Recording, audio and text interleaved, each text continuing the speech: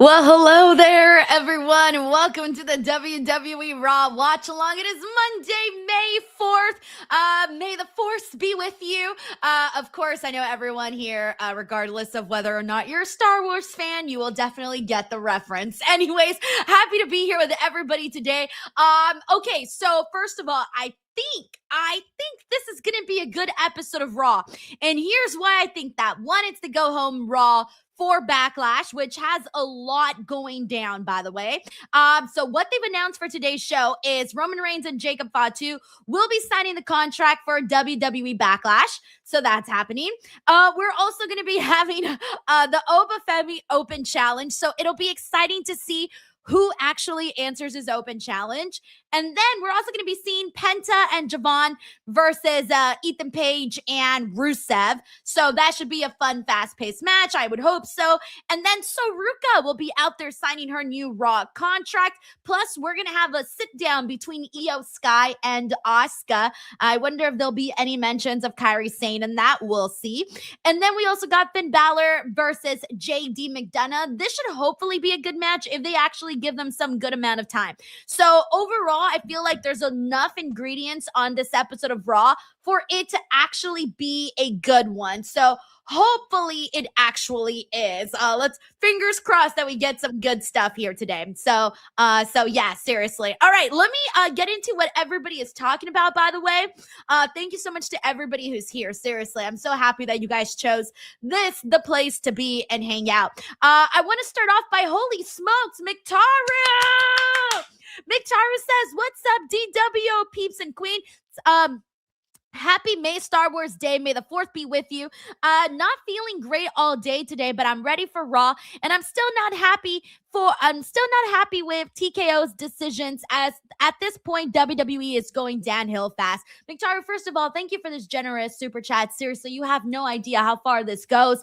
And secondly, I'm so sorry that you haven't been feeling too great today. Hopefully that turns around. I'm gonna make sure to send you know what's coming, some good karma. Hey, all right, let's also give you a little John Cena thumbs up. Those are all the tools I currently have at my disposal to try to cheer you up. But also in regards to some of the TKO decisions, guys, there are some news stories that have came out recently that have kind of got me a little bit nervous, and I'm hoping that I don't even know what to hope anymore, man. I don't even know what to hope, but it kind of sucks. I think what I saw today that made me a little nervous was PW Insider's report about a push star on the show reportedly taking a 50% pay cut. I really, really hope that is not true. I fear that it is, and I hope that it's not true, because damn, that would not set a good precedence at all. And I don't think anybody on this stream would ever want to take a 50% pay cut from their job ever. So yeah, I really hope that that's not true, but who knows? PW Insider is very spot on with their reports. So it's just one of those things where I'm like, oh, I did not want to read that. And then considering that Xavier Woods and Kofi Kingston have also alluded to that too, alluded to some negotiations. It makes you wonder what is going on. So I'm hoping that doesn't happen often anymore. I'm hoping that doesn't continue to happen, truly. But you guys know how it is. At the end of the day, business people do business things, and what can you do? It's unfortunate. Thank you so much, Mctaru, for the love. We also got Sheldon Jackson in the building, who gifted a DWO membership. And also Spike Hunter, who is continuing his streak as well here. Sheldon and Spike, thank you both so incredibly much, by the way. Thank you. We also got D-Cran4D. Dude, what is up? Says, I have tickets to Backlash on the 9th as I live in Tampa. Is Denise going to be there? First of all, I hope you have a great fucking time at Backlash. Honestly, the card's shaping up. John Cena's going to be there. Roman Reigns is going to be there. You'll see Danhausen, Seth Rollins. So it's got a good, several names on the show. I will unfortunately not be in Backlash, not be in Tampa. But don't worry, I will be here streaming and hanging out with everybody. All right, guys, Raw starting. You guys know what time it is. It is time to let me know whether or not you guys can actually hear what is going on the Raw broadcast. If the audio is good, send me a thumbs up emoji. If the audio is bad, please tell me, Denise, put the volume up or put the volume down, whatever it is. So yeah, D-Cran, I hope you have a good time though. I'm telling you, I think based off of what I've seen for that card, there should be some good stuff on there. All right, everyone's saying audio's good. Audio's good. All right, sweet. Thank you, everybody. Thank you. D-Cran, thank you so much for the love, man. We also got Kara Jenkins. She says, oh no. She says lots of empty seats in Tulsa on Friday night.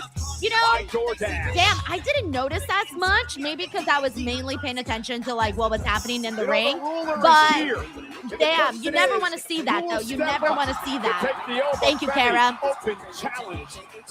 Also, I hope you're doing good this Monday, getting the week started. Man, I cannot wait, by the way, for Chad Gable to no longer be freaking Grande Americano. I'm sorry, but like I'm over it already. But definitely not over Soruka, let me tell you. Also, I like that she added some blue streaks to her hair. This is going to be and Javon Evans. Hopefully that helps. All right, there you go. Also, we got Henry Kiernan in the house. What's up, Henry? He says, hey, Denise, how are you doing? LA Night Raw. Yeah, I'm doing good. Honestly, I'm a little bit, I'm at a cross between hopeful and stressed. Like, I'm hopeful that things will, like, work out and that some really cool opportunities will fall from the sky. But I'm also really incredibly stressed. So there's kind of a mixture of both. But other than that, I'm feeling good, though. Thank you, Henry. Hopefully your week is getting started good. Oh, here we go. Roman is ready. He's here. He looks annoyed. And he looks like he's talking to himself. Let's go that way. Where's he at, Roman? Yeah, I understand what I need to talk to you about. Don't you get my music ready. We need to go to my... Oh, yeah. Roman's ready to go. Where are we? Like, we're going. This is happening. Jacob Fatu is not here. Wow, you're saying Roman showed up earlier than Jacob? Wow. Jacob's fashionably late. Oh, hey. Reunion here. Hello. Oh, shit. Seth and Roman. You're in my way. Oh, no. Damn, Roman getting dissed. First, Jacob doesn't show up right now. So Roman's early. And then, two, this was clearly Seth Rollins' slot to open up the show. So if you're asking me, Roman kind of got dissed right now. BTW, we got a young Jamie here. What's up, young Jamie? Thank you for being a DWO member. Says, hey, Denise, can't believe the New Day is gone. I know, dude. That's been the big talk of the town for the last, day or so. And it's really unfortunate, man. I don't even know what to say. But I do know this, though. I do feel that in several years from now, and I don't know what several years from now. It could be 2, it could be 3, it could be 4. Oh, there's Braun attacking Seth Rollins. I like this start to Monday Night Raw, by the way. A little bit of some unexpected stuff have already occurred within the first few minutes. You know, we weren't expecting to see Roman get there so fast the way he did. A Roman Seth Rollins moment.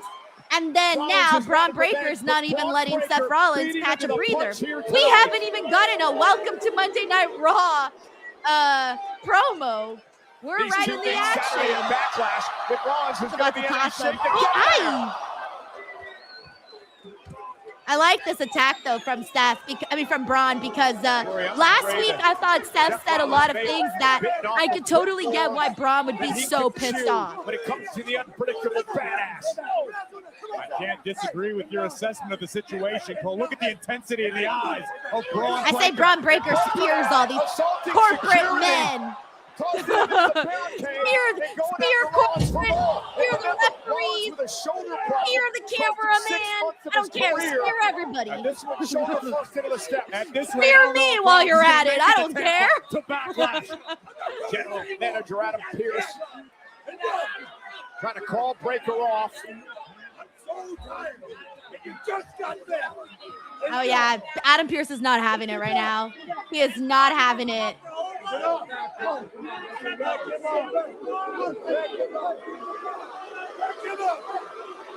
Okay, good chaotic start to that. Oh, yep. Get back in there. Yeah, I was waiting for the spear. Braun Breaker just destroyed Seth Rollins with a spear. I like to do the barking sounds too, because it's fun.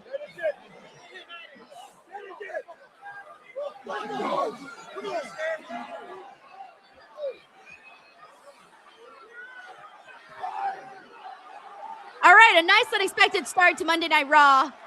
The crowd's chanting one more time. Even though Seth Rollins, I think, is technically a babyface, and everybody's still chanting one more time. That's funny. Well, funny as fuck, actually. Made it very clear that anyways, young Jamie says, "Hey Denise, can't believe the New Day is gone." So yeah, as I was saying, was that I believe like in a couple of years, whether it's 2, 3, 4, 5, 6, 10, I don't know, whatever you constitute a couple of years, they will be back. They will be back. They will have their moments. They're future Hall of Famers. You know what? Sometimes I think to myself, like I always think to myself, every time shitty things happen, I always think there's got to be a reason for it, you know? There's got to be some other opportunity, right? Another door. They always say that. One door closes, another one opens. You hear that all the time. So that's kind of the thing that I'm thinking about in regards to pretty much anyone who's ever been released. And I hope that the New Day, look, they're very lucky and they're not supposed to have so many incredible moments, you know. And if there's a bright side, that's the only bright side I can think of. And I'm glad that they didn't look, Finn. I'm glad that they didn't, you know, think less of themselves by taking a lesser deal or anything like that. And they should be proud that they didn't do that. Thank you, young Jamie. Hope you know what you're doing. Okay, here we go. We got the Judgment Day. Let's see if we get any vibes. Stephanie is injured, so we don't have to worry about her anymore. But now, time to talk about the not so positive news. Like, what the hell was Finn doing in the clubhouse last week? That's a great question. I don't know what Finn was thinking. He's delusional. Oh, Liv is suspicious. Well, you see, I'm not worried about Finn, Roxanne, because JD's going to take care of Finn tonight. I'm worried about you. Yep, there it is. Why did Finn think it was okay to talk to you? And why didn't you tell me? And why do I need to watch Netflix to figure out what's going on in the Judgment Day? At least she watches the product. Good job, Liv. I didn't mention it because I made it very clear to Finn. I told him to get out of the clubhouse and to never come back. You're right, though. I should have said something. But Liv, you know I'm loyal to the Judgment Day. Yeah, I know, Roxanne. And I'm actually really glad to hear you say that because I believe in you. You and Raquel are our next women's tag team champions. We just can't let anything get between the family, okay? So I want you to make me a promise. Promise me that you won't keep any more secrets from the family. Oh, that it kind of felt like you promise. Like what? It almost felt like a little bit of a threat. The tone of how she said it. I promise that I'll never keep any secrets from the Judgment Day family. Oh, there's a power play here. You guys ready? Oh yeah, I'm loving that this is the start of the end here. Look at Roxanne. She's fed up. Look at her face. She is so fed up. I like it. All right, we got Tiffany Quinot here. It says, hey, Denise and DWO fam. Happy Monday Night Raw. Denise, you're looking glamorous as always. Hoping everyone is having a great day. Thank you, Tiffany. I'm feeling good. Thank you for the nice comments, by the way. I'm the way that Raw is off today. Now, hopefully they keep it going like this for the next 2 hours and a half. But Tiffany, hopefully everything's good on your end. I know it's a start. It's a Monday. Some Mondays are great. Some you're like, oh, can it be the weekend already? Or why did the weekend go by so fast? Thank you, Tiffany, for the support. From Bray, County Wicklow, Ireland, weighing in at 190 pounds, Finn Balor. Well, Finn Balor thought his issues with JD McDonough, Dominic Mysterio and company went away a few weeks back.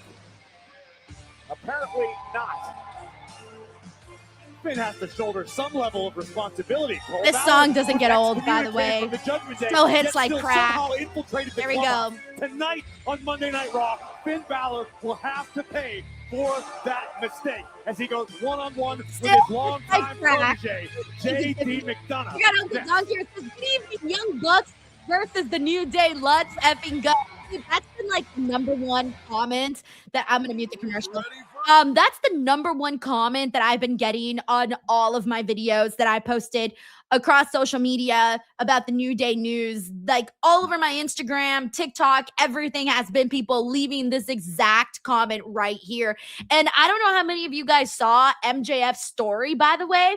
The day that the New Day got a release, he posted a story saying, "It's a new day. Yes, it is." And if you read, you can read into that. If you read into that the way that I did, I read into that as in like, I think AEW is going to make a play for the New Day. Of course, at the end of the day, it's up to the New Day whether or not. And I say the New Day meaning Kofi and Xavier, of course, because Big E's still with the company in a different facet, of course. But regardless, I do think that AEW will make a play for the New Day. And even if they just don't decide to go to AEW, or maybe they want to take a break, or who knows, whatever they might do, I would be stunned if AEW didn't make a play for them. And it would be incredible to see, you know, a matchup like this and several others as well. Thank you, Uncle Dunk. Mictaru, holy shit. Mictaru also gifted 10 DWO memberships. Thank you so much, Mictaru. That's so fucking cool of you, man. Seriously, I swear, you make my day every time. So thank you. Thank you. We also got Plus Ultra Adrian here who says, "Hey, Denise, happy to be home from work just in time for some good wrestling with good people. Thank God you're off the clock, bro." Yeah. Thank goodness for that, because there's nothing better than just being at home and chilling. Whatever it is that you like to watch, just be at home, freaking chilling and enjoying yourself. Like yesterday was the first day in a really long time that I just sat on my couch and I ended up watching. I don't know how many of you guys have seen that new documentary on Netflix about this girl who's like dating a killer. And it's like the #1 show right now on Netflix. And I forgot what it's called. I think it's like Marrying a Killer or something. Whatever. If you guys are on Netflix right now, you guys will see it. Anyways, I binge watched it yesterday and it was so relaxing just to sit on my couch and just binge watch this show and just relax. So it was very, very nice. Cannot complain. And then I also went to the movies on Saturday with my mom and my sister. We went to go watch The Devil Wears Prada because you guys know me. I love The Devil Wears Prada. So there was no way. Like, I hardly ever go to the movies now because I'm like, you got to be I got to feel passionate about the movie that I'm going to go see if I'm going to go out of my way to go to the theaters. If not, I'll just wait until it's on Amazon or whatever. So I actually made sure to go out of my way to watch The Devil Wears Prada. And it was really cute. It was really cute. It was a nice little throwback. Of course, it's nowhere near the first one. They never are. But it was nice to see so many of the characters just like back together again. So anyways, if you guys wanted to check it out, for anybody here who might actually like The Devil Wears Prada, check it out. All right, we're back on Raw. Via Ticketmaster. Thank you so much, Audio. Kitty says, "Loved your Danhausen video. Very evil, very nice, very awesome." You know, I had some ideas, and I didn't execute on all my ideas. So I still got some more ideas I'm working on. Thank you, Adrian. All right, so we got Finn Balor versus JD McDonough. I had mentioned that if they give this match a good amount of time and let these guys cook, they can actually have a nice matchup here. Reminder, whenever Finn Balor and JD McDonough defended the tag team titles, which was like once every couple of months, that one time, though, was usually pretty good. This is a massive opportunity for JD McDonough. We got Maxwell here who says, "I haven't been to a movie theater in years." Out of the shadow of Finn Balor. Well, you call it a shadow. And I know. I don't go that often anymore. Prior to COVID, I used to go to the movie theaters all the time. I remember one year, like several years ago, I went to the movie theater 42 times in 1 year. 42 times in 1 year. I don't do that anymore. I don't do that anymore. But like back then, I had nothing else better to do than to go to the movie theaters. But now I'm not really like that anymore. Dirty Dom? Wait, Noah! He says, "Denise, I proposed to my girlfriend last week." Dirty Dominic Mysterio, the reigning, yes, defending right? AAA I hope mega he did. champion. Who else hangs out in the Judgment Day Clubhouse? the women's Also, we world got Jamie champion, Dwyer. Liv Hey, Morgan, Jamie. who This says, might very evening. well be Hope the you're next well. women's I tag team am. Thank you champion. for being a member, by Roxanne the way, and now for Raquel. 4 Why freaking on months. earth wouldn't I'm JD doing McDonough want good. to surround I'm just himself trying with to winners like he has in the Judgment keep Day? a steady Maybe again, head, loyalty. steady mind. Loyalty doesn't I'm pay the trying bills, to, Michael. Oh, and speaking of loyalty, what do you trying not to what do you go think about this whole crazy. Roxanne That's what I'm Perez trying to situation? do. I have no reason to doubt My Roxanne. most Roxanne has honest proven. answer Oh, I've look at ever Dominic. given. Little cheap shot to Balor. I don't know how many JD of you McDonough guys takes are advantage. feeling overwhelmed Finn should have with expected life some in sort of general. interference by Dirty Dom. Today I feel a Finn little took his eye off overwhelmed the is ball, all. and JD made him pay. Again, Roxanne Thank you, Perez goes way Jamie. back with Finn Balor as well. Remember, Finn Balor brought her into the Judgment Day, so perhaps Roxanne does owe him something. Perhaps, but if you apply the same logic, it could You be got like our JD little McDonough star right here. It situation. says, Oh, yeah, maybe there's Paige a side to of go to Finn Met Balor Gala that and be you and featured I on the aren't privy stairs to. is Maybe there's a extra. side of Finn that I isn't don't. who I've he never been shows to the himself to the Met world. Gala, Oh, but I would maybe not say Roxanne no to has go to the figured Met that out, Gala. like Let me JD tell already you, I would has. love to Listen, go to I'm Met not saying Gala. Finn Balor is the be One of all these and end all. days, He's had one a of lot these issues in days. his career. I mean, he's one of the men that formed Judgment Day, right? I mean, very questionable tactics Oh, nice. over the years by Dropped him. Balor. Here's the cover now. I swear, man, And JD Finn kicks out Balor at 2. seems to get more fit Balor every does find time we himself see in a him. What the fuck, terrible man? numbers situation Like, as it comes to man. the Judgment Day. Now we know how What is- Damian Priest and I don't know what Rhea that was Ripley all felt. about. But this Side man Russian leg sweep. has like no body fat whatsoever. Leg, and JD at 2.5. I swear, like, how do you get better to Dominic physique-wise here at with ringside. age? Yeah, exactly. We got James here who says finish jacked. He really is, though. Been a AAA mega champion for a long By the way, time. we got D-Cran4D who Absolutely, says, I know and Jacob will maybe lose mega Saturday. I champion do hope forever. Zilla Coming shows out up at by Backlash. McDonough off the leg, Fuck. dropping the back of the neck, and a kick out. There's been like all McDonough, these theories Full supposedly speed ahead. that He has some a people think sadistic that side. We've talked Roman about might that actually before. drop the belt to Fatu Has all the at confidence in the Backlash. world, I don't believes know he's a that I'm future that champion. convinced I do about too. that.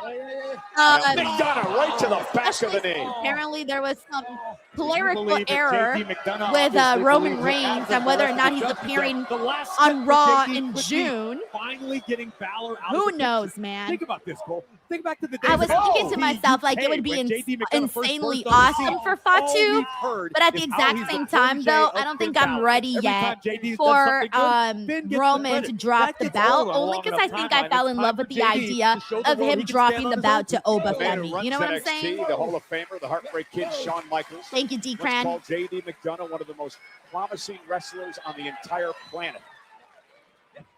Now McDonough sent across the ring. Finn Balor telegraphing that nice. sunset flip. Balor though into a basement drop kick.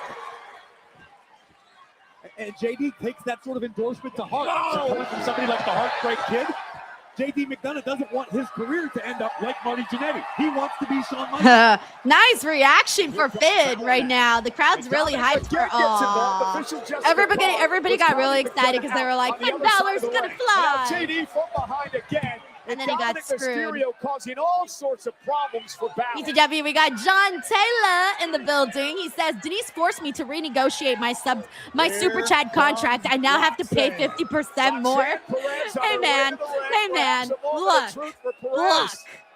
I'm not opposed to that. I'm gonna be a greedy corporate woman, okay? Let my greedy corporate woman era begin. Just kidding. Thank you, John. Hope you're doing good, man. We got W Stein here who says, oh no. W Stein says his mom passed away last night.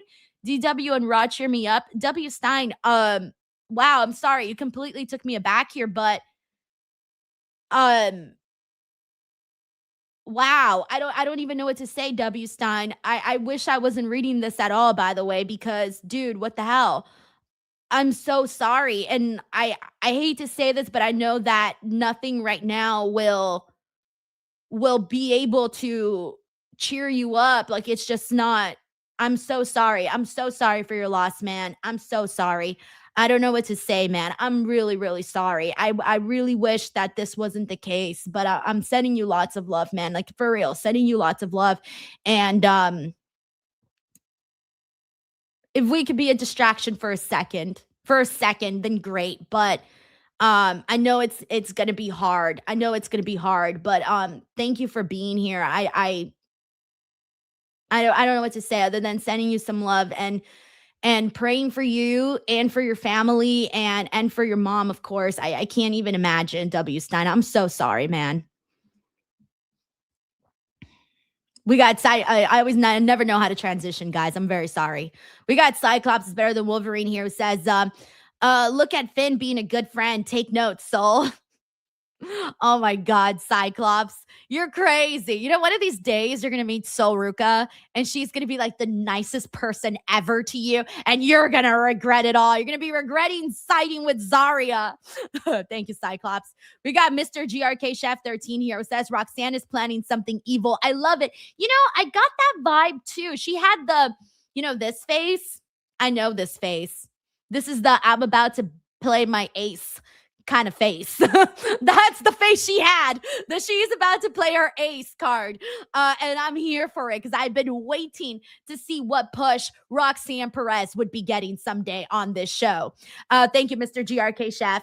We got Terrence Matthews here who says, you know that Stephanie has a legit injury that's going to keep her out for a while, but that they are hopeful that she can return in time for SummerSlam. Yes, I saw that. And I was really sad about that because I was happy though that they said that she was hopeful she would be back for SummerSlam. When I read that eased the pain a little bit when I thought, okay, but I have been, you know, this was obviously not, I mean, it's never good timing to get injured. Of course not. Never good timing, but it does certainly feels like even worse timing considering that, you know, she just dropped the title. And my thing is, I don't want WWE to forget about her. You know how it is. Once you're done being a shiny brand new toy, it's not guaranteed that they continue doing stuff with you, right?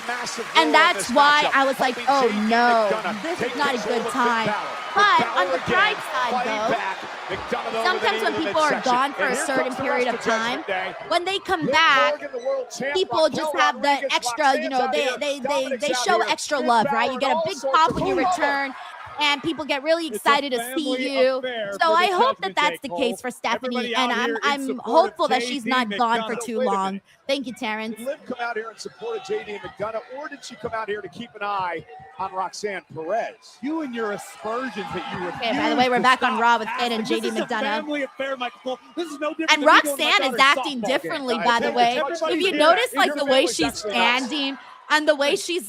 She has the don't trust anybody vibes right now. Fighting back.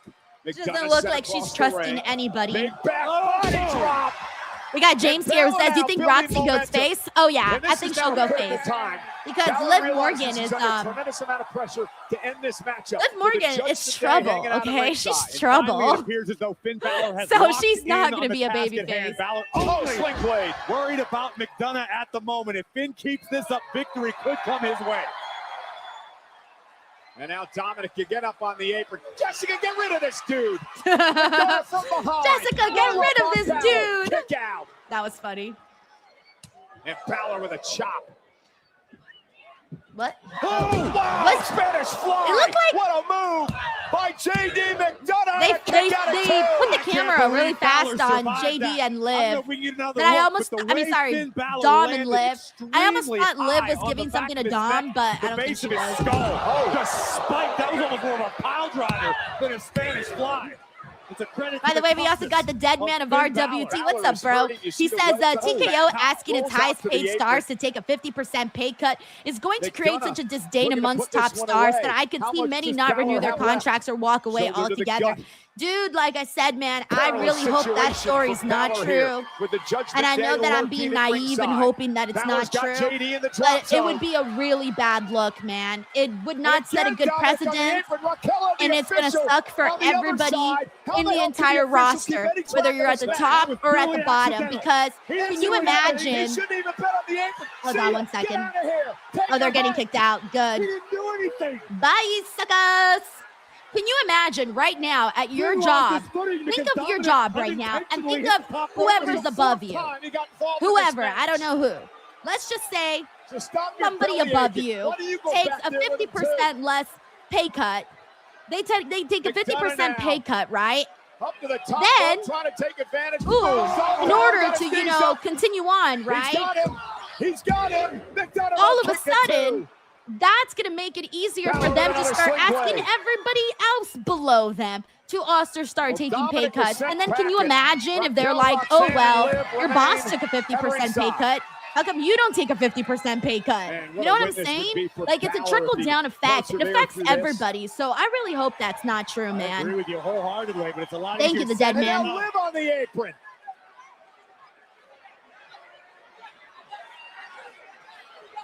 Oh, And I don't that's think the hammer. Roxy's That's actually the going to hammer use that it, Dominic though. Mysterio stole from the timekeeper earlier on. Liv just tossed it to Roxanne. Roxanne now. Let's see with if hammer in Roxanne hand, actually uses right it. to Finn Balor. She did. Roxanne with But a I couldn't hammer to tell Balor. if she hit it that hard, but Mcdana whatever. Collapses into the Hey, cover. sometimes you got to pretend like you're on the And enemy's Mcdana with the side. win. You got to pretend until it's your moment to actually strike. So this was the point where she earns maybe a little bit of trust back Well, from I'll Liv admit, Morgan and I was Raquel wrong. and Dom. Roxanne Perez This is just her showing playing loyalty along right to now. the Judgment Day tonight.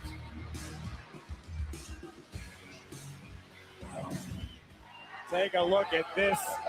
Liv Morgan passing the By the way, we hammer got Plus to Ultra Roxanne Adrian here who says, I Perez, had a rough who day at work, so I'm happy to be nailed off Finn and with it. relaxing. By the way, AEW should pick up the New Day and Motor City Machine Guns to and shut Kyrie Sane. Balor's I lights out definitely with a see the head tag kick. teams. I don't What know a what the win deal for with Kyrie JD Sane is McDonough. anymore. I saw What a another night report that for came the out today Judgment that Day. some people It's are feeling like she all might about actually come family. back at Well, Backlash. Corey, the bottom line Again, for Finn don't know Balor how is this. true that is, If you're Finn but Balor, as for the you New have to Day and the hope Motor that this City Machine situation with Guns, the I Judgment can Day see them is going to finally AEW. over, or he's gonna get Thank you, seriously Adrian. hurt. Balor needs to learn We got to McTyra lead here says well Ref enough Jessica alone and Scar's move on. hairstyle The though, Judgment heart Day is face. doing just I saw fine that. without It's a The definitely Netflix new program, kind you of know, before he was hairstyle. Hulk Hogan, he was Terry Bollea. Thank you, Uncover the McTyra. man behind the legend in this unfiltered 4-part documentary. We also got series David featuring his Primero very here who last says, hey, Denise, interview. I go to the Hulk movies Hogan, 2 to 3 Real times a American, month. is out Plus, I now have a only movie club on savings. Netflix. Just Here's a watch sneak peek. Devil Wears Prada last Saturday. LOL, looking to watch more this month. I'm going to mute the commercials. Okay, so first of all, I love that you're constantly going to the movies. Let us know which ones you feel are like new movies that you actually feel are worth checking out at the theaters. Because I always like to know before I go and spend my money. And you know how it is these days. But no, I love that. I think it's really nice to go to the movies when you do actually get to go, and especially if you have those memberships. I feel like the memberships are primarily worth it if you do go to the movie theaters a lot. If you don't go that often, then it doesn't really feel worth it. But if you do, then it does. All right, we're back on I've got Raw. eyes on Seth Rollins. Seth, I'm Thank you, so David. sorry to bother you. You are clearly in pain after that spear from Braun Breaker, but I think everyone is wondering what this might mean for Backlash. Are you going to be okay? Jackie, Backlash is in 5 days. I'll be fine. Backlash. I told the kid last week, if you take your chances, you better be able to finish the job. I ain't dead yet. Well, Cole, sounds like Seth is down but not out. Thanks a lot, Jackie. We'll look forward to Backlash Alrighty. on Saturday. We know last week, Jacob Fatu. We got John pulled out Taylor here one who of the says, if you're rarest feeling yet overwhelmed famous today, moves it was in about this professional time last wrestling. year that your The Facebook was hacked and you got through it stronger. Hashtag perspective. Damn, John, you're so right. I actually did get hacked this time last year, around this time last year. Wait, I think it was a few days before my birthday that I got hacked on Facebook. You're right. I did get hacked on Facebook around this time last year. So it could be worse, by the way. It could be worse. I remember that was hell, by the way. And you know what the worst part of that was? Was that no one that has any power gave a shit. Like, if someone hacks into your account, and no matter how you explain it, no one gives a shit. I talked to so many people that worked at Facebook, and they all just gave me the runaround. And it was like so frustrating. It was so upsetting. It was such a hard time. And anyways, I did get through that. And it was so annoying. I don't even want to think about it. When I think about it, I get so mad. You know, I get so mad, especially because my page has never been the same ever again. And even now, I'm still struggling on Facebook now. Like, they don't want to promote my videos at all. So if you ever see my videos, guys, please drop a comment or something, because Facebook doesn't like to promote me anymore. And it's so frustrating, but I'm just like, all right, whatever. Y'all did me dirty last time too. Whatever. It's just a love-hate relationship between me and Facebook. Anyways, thanks, John. Young Jamie here says, hey, Jamie, thank you for the super chat. Seriously. He says, I hope they push Roxanne to the moon in 2026. Hopefully she wins Money in the Bank this year. See, I like this. And you want to know why? Because I do think that pushing Roxanne Perez is the way to go. I think she's so talented. She works well with just about every type of competitor. She has different matches all the time. That was my favorite thing about her NXT run when it was her second NXT Women's Championship reign. My favorite thing about her was, if you go back and you watch her matches that she had with all of the different opponents that she did, none of her matches were the same. They were all different. And she went into each match with different strategy. It showed variation. It showed depth in who Roxanne is. Even at such a young age, she was already showing just so much versatility on NXT.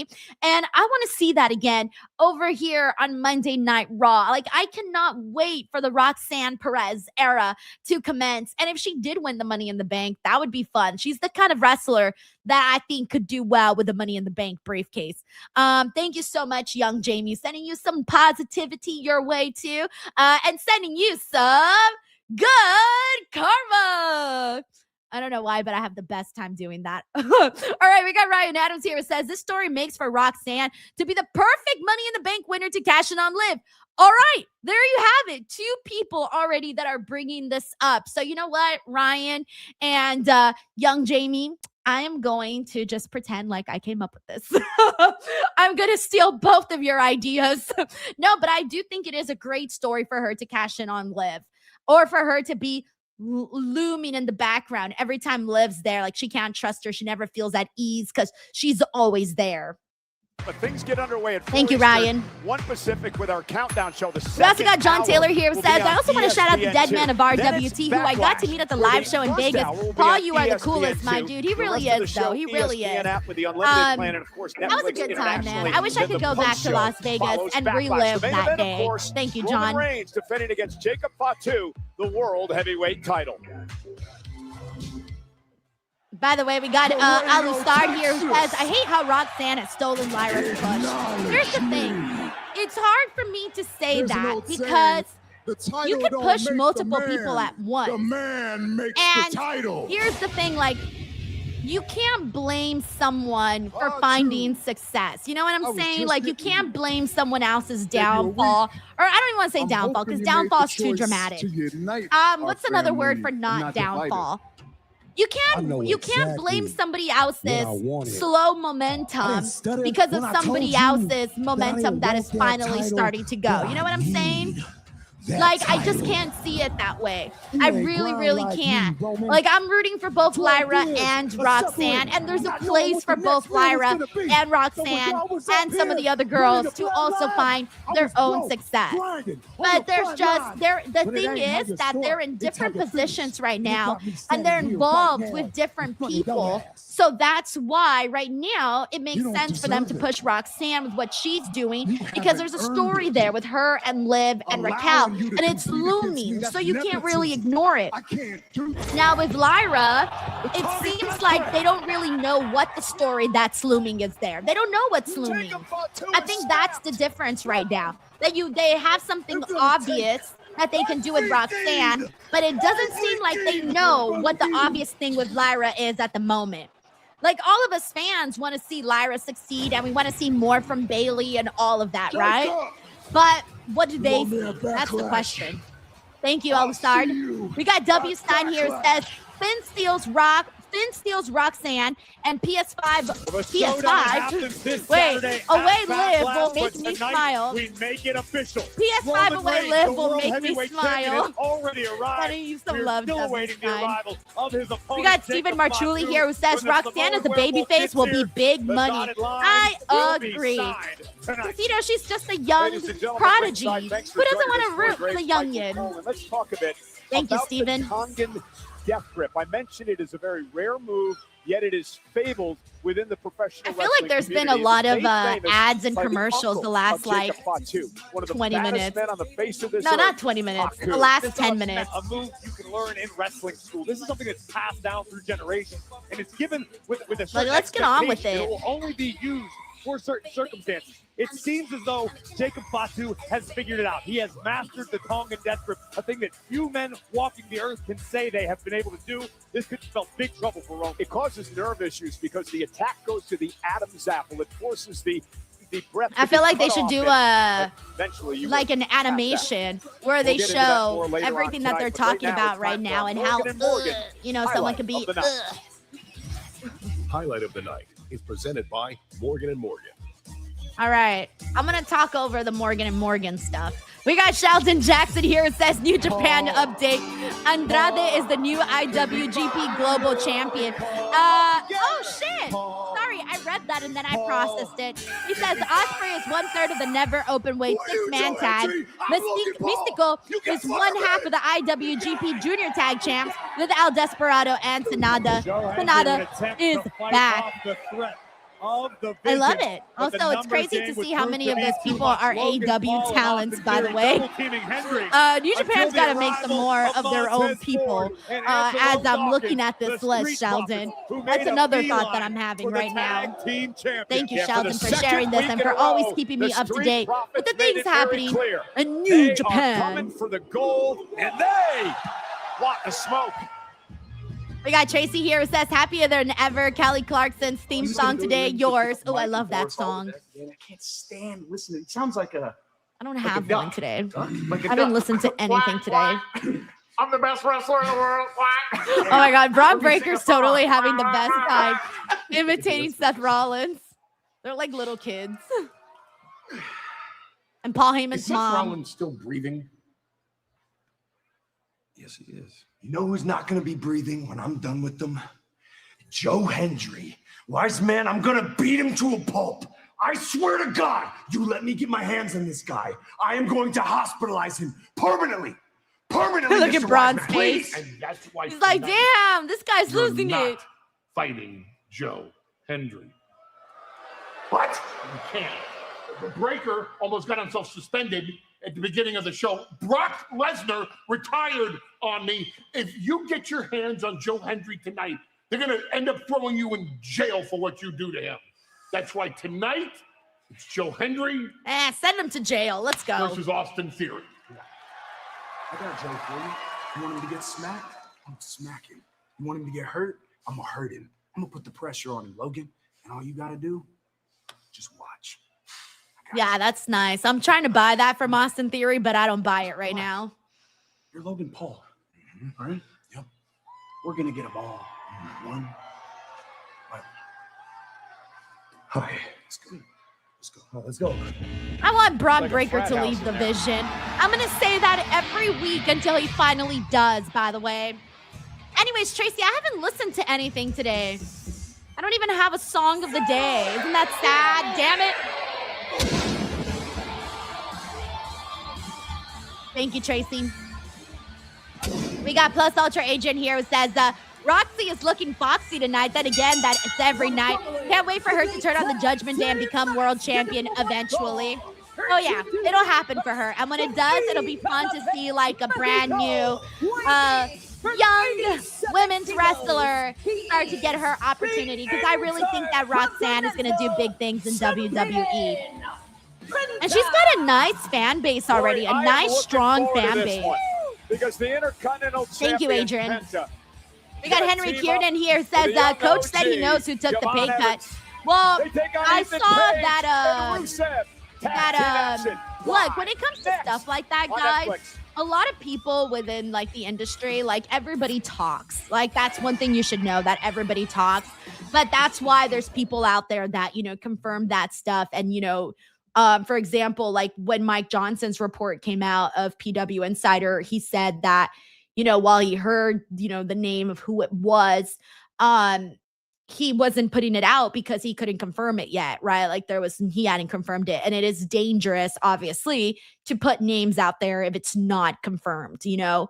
You never want to do that. You only want to do that if that shit is confirmed. Thank you, Henry. We got DCran4D here who says, who do you think Jacob was talking to on the phone? I don't know, but I know everybody's thinking of Zilla Fatu, and he seems like the only person who's like active right now. So I guess I'm going to go with the safe answer of Zilla. Thank you so much, D-Cran. We got David Primero here who says, if I was a billionaire and purchased WWE, first thing I'll do is remove that spring releases and honor the contract unless if they ask to be released, it expires. You know, it's right. I think everybody would handle these types of things differently, right? I mean, I don't know. I guess it depends on what you would want to do. I mean, if I was the person in charge and there was people that were unhappy and wanted to leave, if I really wanted them to stay, I would try to negotiate. And then if they weren't happy, then I'd be like, all right, well, you're not happy. Now you're making me unhappy. So then we can go from there, right? You know, go from there. But I always believe in honoring contracts, but that goes from both sides, both the talent and the company, right? I think it's much better when both sides, both honor the contract. And you know, if at the end of the day, like I've talked about this before, where at the end of the day, when the contract is actually up and both parties want to part from each other, then okay, that's fine. That's how things go, right? That's just how it is. But it sucks whenever you get cut beforehand. And I think I saw another report that was also out today. And I forget if this was Dave or somebody else. Sorry. But there was another thing. I think it was Dave actually, who said that there was like 2 people apparently that have no cut clause in their contract. But apparently there was other wrestlers who tried to get that. And instead they were just promised that they wouldn't get cut or released, but it wasn't actually put in their contracts. So that's very, very scary too, because at the end of the day, it's like, you know, damn. You couldn't. I'm sure there's plenty of people who thought they'd never get released and then they did. So I think that's always scary. Like if they're not willing to put it into the contract, then you shouldn't feel that they're actually going to honor that. Because if they were going to honor that, then there would be no problem in putting that in writing in an actual contract. There would be no problem with that. So I don't know. It's really sad. And I hate that these conversations are having to be had because we should just be out here like having a good time and enjoying the show. But these are really scary situations for people. These are people's livelihoods. Thank you, David. WWE, including King Kong Bundy, along with Hall of Famers, the Ultimate Warrior. I like how the King Kong Bundy looks. He looks so cute. By the way, we got Uncle Don here who says nothing online is unhackable. I suggest learning Sec Ops. Ooh, what is that? Oh, security operations. There you go. Sorry, I'm all, what's Sec Ops?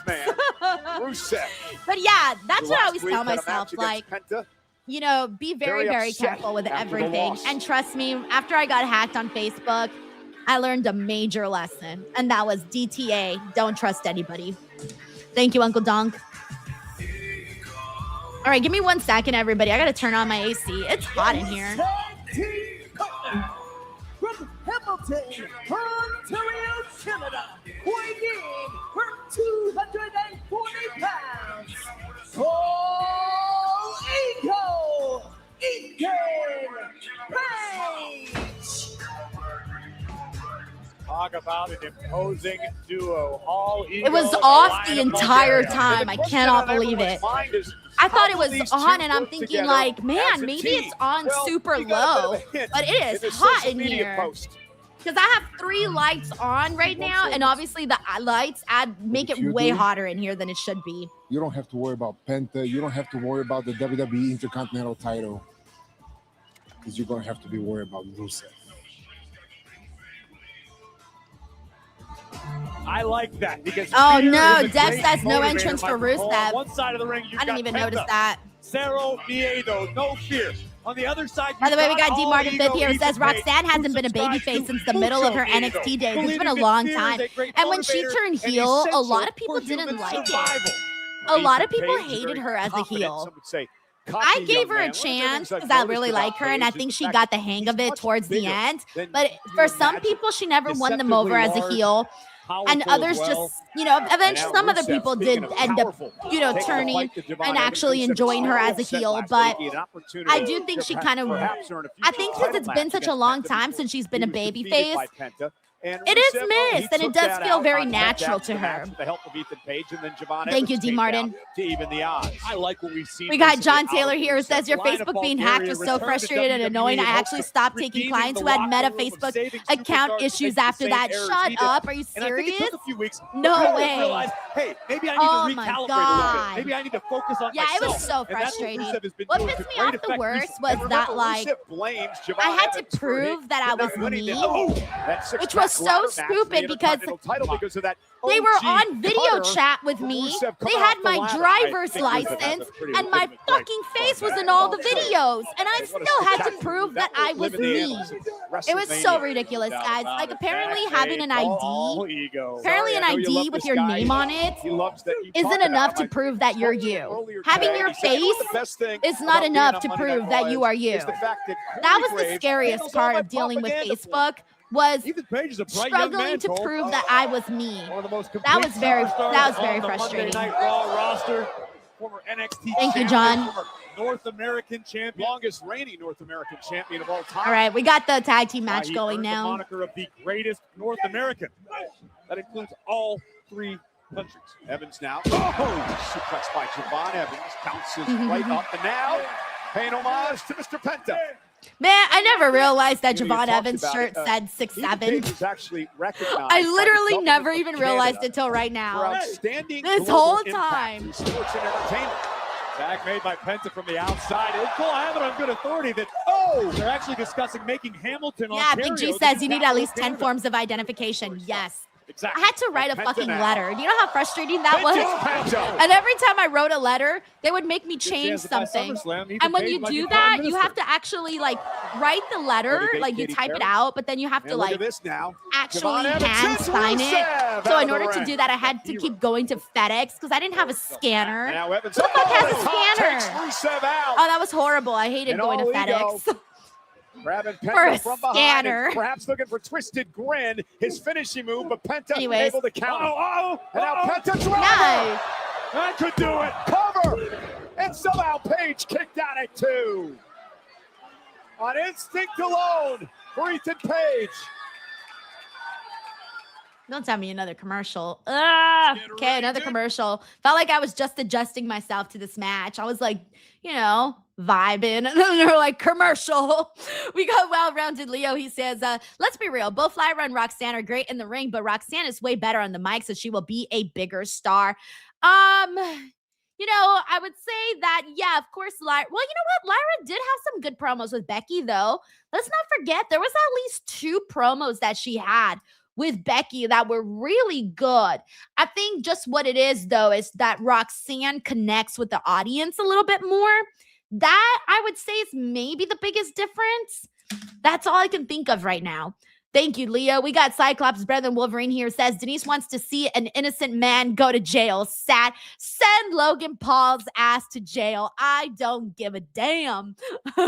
Thank you, Cyclops. We got David Primero here who says, since Braun Breaker's return, he looks younger. Probably the hair. His hair does look different. Yeah, I think it's longer now. It does make him look younger. You're right. Thank you, David. We got Sheldon here who says, lastly, Callum Newman wanted Ospreay to attack Shingo. He wouldn't until Callum called him Death Rider Billy, and then Will hit the hidden blade. Wait, so he was insulted that they called him Death Rider Billy? Because if he was insulted, then why would you be part of the group if you're going to be insulted if someone throws out your name at you? Interesting, Sheldon. Interesting. Thank you. He says, we got John here says, if you want your security ops to be operational, what? Blue Chew promo code Denise. How did that become a Blue Chew joke? What is happening here? Oh my God. We got John here says, I did less paperwork to buy a house than Denise did to not get her Facebook account back. You know, that's true, John. I'm pretty sure that's true. And every now and then, because I saved the paperwork that I had during that time period, I saved it in my drawer. It came to light the other day and I got so mad. I looked at it and I was like, stupid piece of shit. And I'm ripping it up and I'm like, I'm never looking at you ever again, you big giant waste of time. Oh, and I think I told you guys, but during that time, I had spoken to a lawyer and they had given me the rough estimate of $20,000 to try to get my Facebook page back. And I said, yeah, no thanks. Bye. I'm better off starting from scratch, bro. Crazy times. We got Uncle Dunk here who says, get rid of all of your IoTs. It's candies for hackers. IoTs. What are IoTs? IoTs. Hold on, I'm not thinking. What's IoT? Internet, online. Wait, hold on. I can figure this out. IoTs. Hold on, I'm gonna look to see what the chat says. IoTs. Internet, online. Tickles. I don't know. What the fuck is IoT? Champion Penta from his partner Javon. It's like your smart devices. Tremendous amount of punishment here at the Internet hands of Things. Bulgarian brute. Internet of Things. Get rid of all your Internet of Things. It's candies for hackers. So you're saying get rid of everything. Everything. My TV. I mean, not my TV. My computer. My phone. Then I'm out of a job. I can't do this job without these things. Now as an opportunity. This place will explode. Thank you, Uncle Dunk. Can make it to the young OG. And the dead man says, Facebook doesn't have effing tech support. Total BS. There. Nope, they don't. Rusev and what was crazy was that the people that I did talk to on the cameras, like video chatting, great situational they would by Rusev. They would like stop recording so that they can tell me, like, they would give me real help. You know what I'm saying? So like one of the texts basically stopped recording our call to give me real advice because he could only give me the advice that Facebook wanted him to give me. But then he stopped recording to give me real advice. And I was like, womp, womp, womp. Thank you for that, though. I appreciate that Facebook guy. He did help me out by telling me the truth. And sometimes you just need to hear the truth. And look at that $1 million. Thank you, dead man. Washing over his face. Oh, no! Rusev tried to take out Evans, who leapfrogged him. Rusev went into the steps. Again, he went for twisted grin. And again, a counter by Penta. Paige just cannot hit his feet. All right, Javon's fired up. He wants to get in there. It's obvious Penta has done his get in there, Javon. For the hurry up, Penta. And now Penta just a few feet away. All right, nice reaction for Javon. Holy shit. With Javon Evans in the mix. You know what? Good job, Omaha. Omaha's been reacting to things today. I appreciate that, Omaha. And just tremendous. A stunner by the young OG. And now Rusev dropped to the floor from behind. German suplex by Evans. Okay, all right. He's feeling himself. He's feeling it.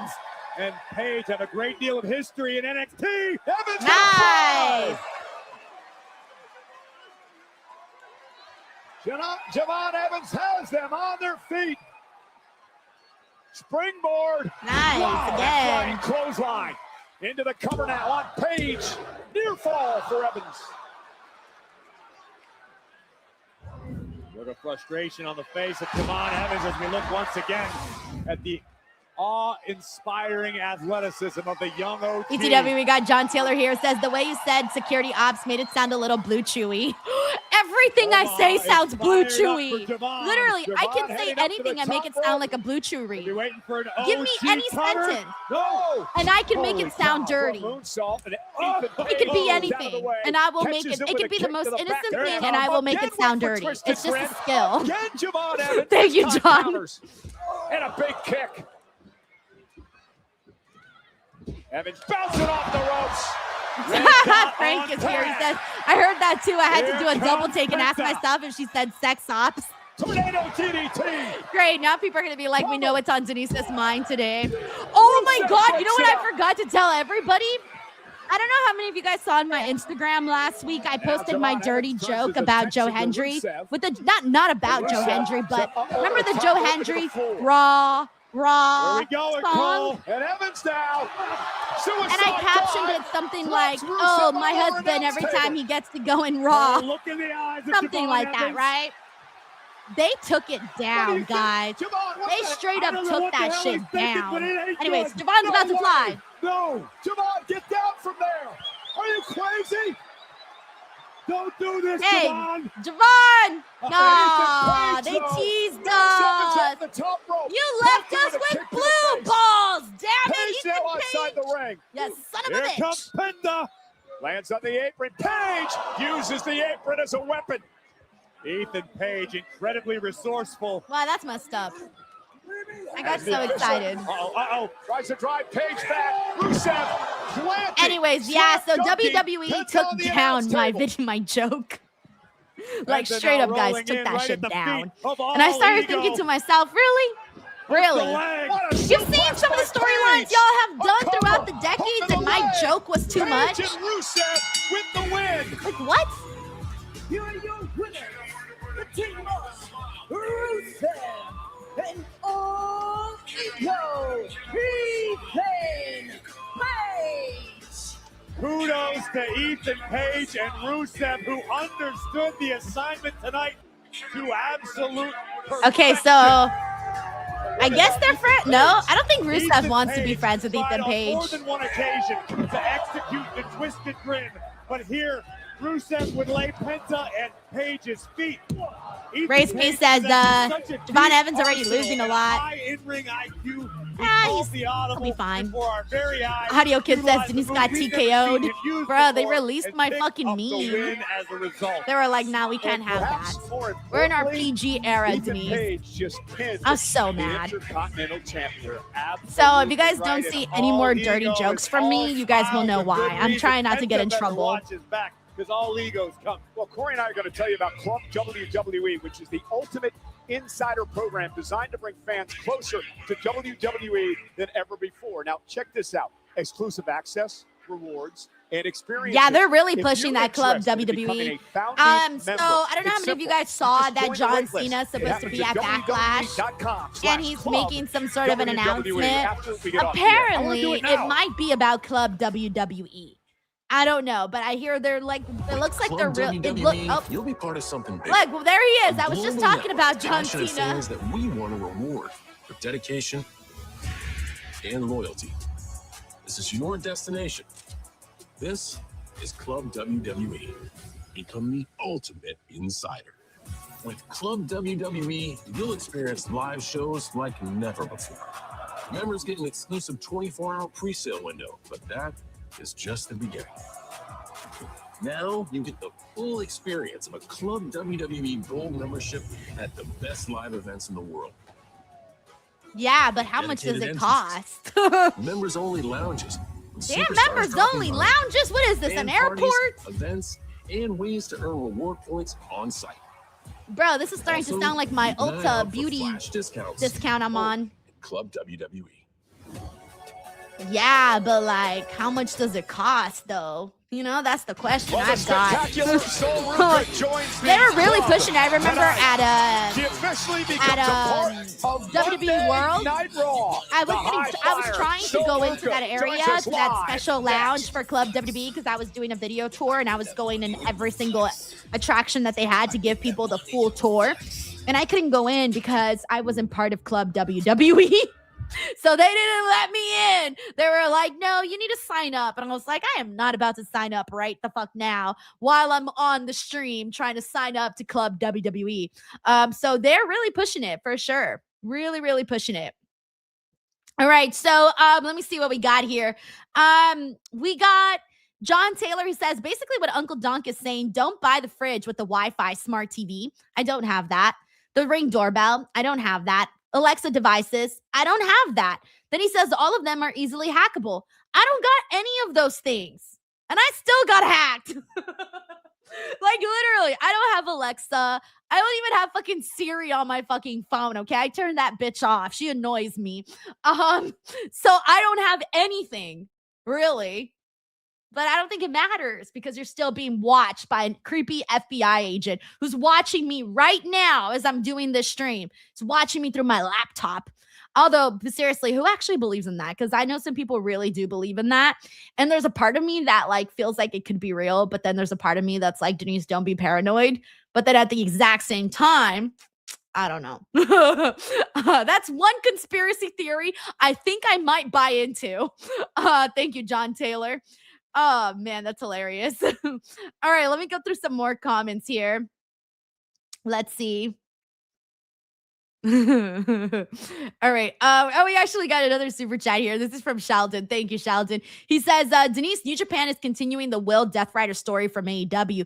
Will created United Empire, and they're questioning, is he in the United Empire or a Death Rider? Also, will he keep his word and follow Callum's lead? Okay, thank you for sharing this with me, man.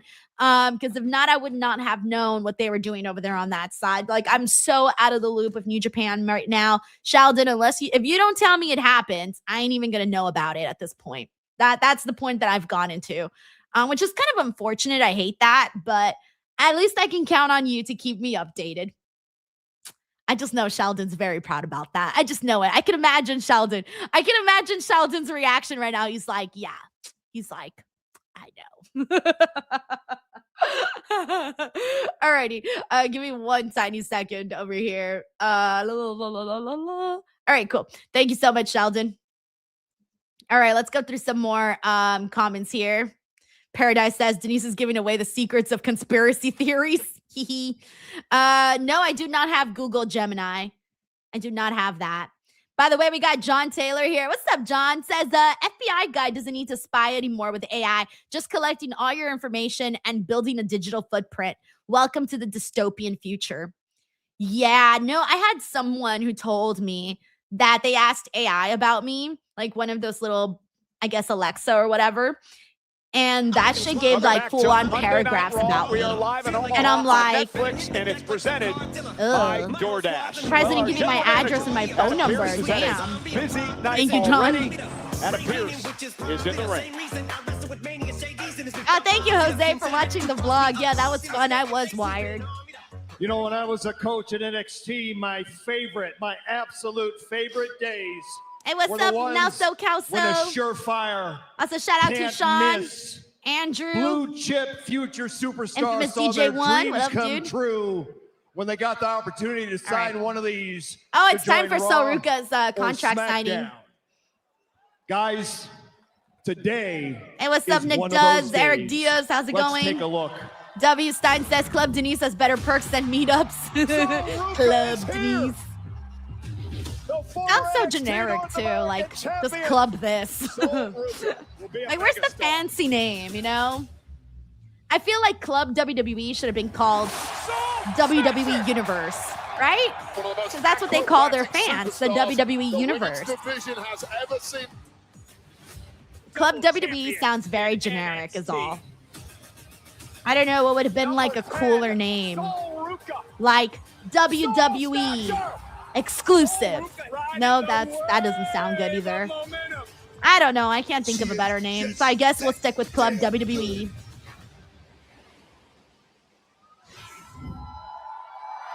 All right, here we go. I wonder if anyone's going to come out and interrupt Soruka. Monday Night Raw. I highly doubt she's just going to have a happy little signing here.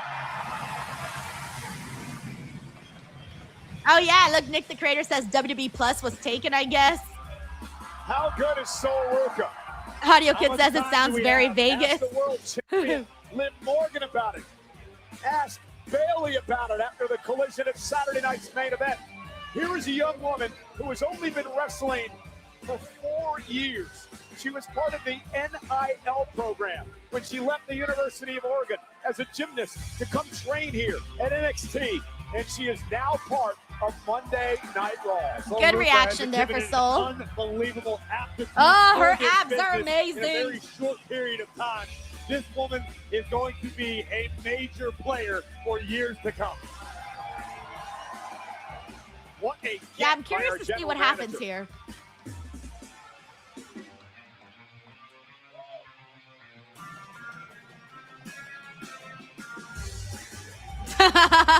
Marshman says at least she's not AI this week. I know.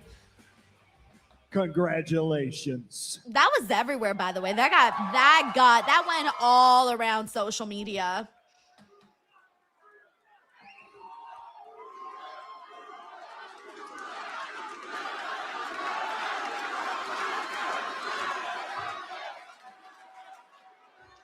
Damn. It is going to feel so damn good when I sign this and officially be a part of Monday Night Raw.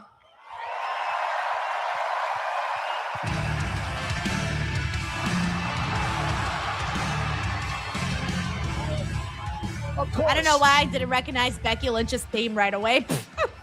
My brain was moving so slow. Anyways, Becky's out here. I was wondering who would interrupt her. But if we can get a Becky Soul feud, what a start for Soul. More spotlight to Soruka. It's not fair of you to assume Becky's out here for nefarious purposes, although that may be likely. Adam Petty Pierce, I've been looking for you all day. Really? I was told that this was my allotted time for my celebration of greatness. Who told My you celebration of It greatness. doesn't matter, but they're a very credible, very reliable source.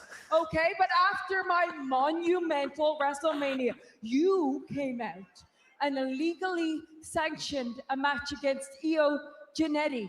Okay? Io Giannetti, which explicitly no. went against the parameters of my very generous open challenge. But still, even with your meddling, I secured a victory. Yeah, we all saw that. A very uncontroversial victory because I'm the greatest female wrestler of all time, and it's not just me saying it. I feel Other like people are Soruka saying it, and Becky okay? should happen Everybody's right saying now, it. and Soruka should beat her. Done. Just to make like a spark, you know? Although I did say that last week too about Io, and I was wrong. So. Actually, I'm not done. The New York Times says it. In fact, I'm a New York Times best-selling author. Well, Becky, Yes, her book was really good too. Is about you. Okay. You're very new. This is your first day, but the sooner you learn this, the better. Actually, everything is about me. Well, and not this. All right. Everyone knows who you are. I know who you are. I know what you've done, and I know everything that you've accomplished. But She read the thing Wikipedia is, page. I She's didn't up to date. expect to find out when I met you that you are exactly what everyone says that you are. Which is? Spill the beans, Soul. The man, historical, the greatest ever, legendary. No. Braun Breaker. A rude, big-headed bitch. I thought she was gonna say a conceited bitch. But I knew bitch was coming though. Just me Knew that saying one was it. coming. It's the New York Times. It's Sports Hey, Illustrated. shut up. Hey, I know that you're terrible at your job, but are you gonna let her talk to me like this? Are you? Are you all gonna let her talk to me like this? Yeah.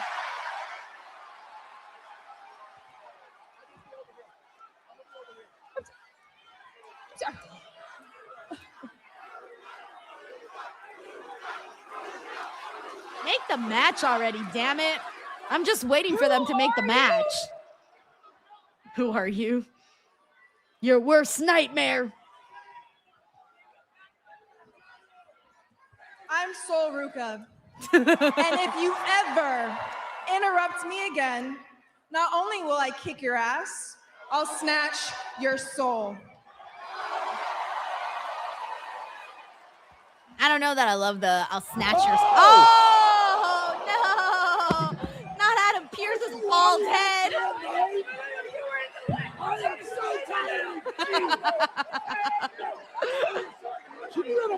Drama. Oh no, Becky. Tough night for You Pierce. fucked up, yeah.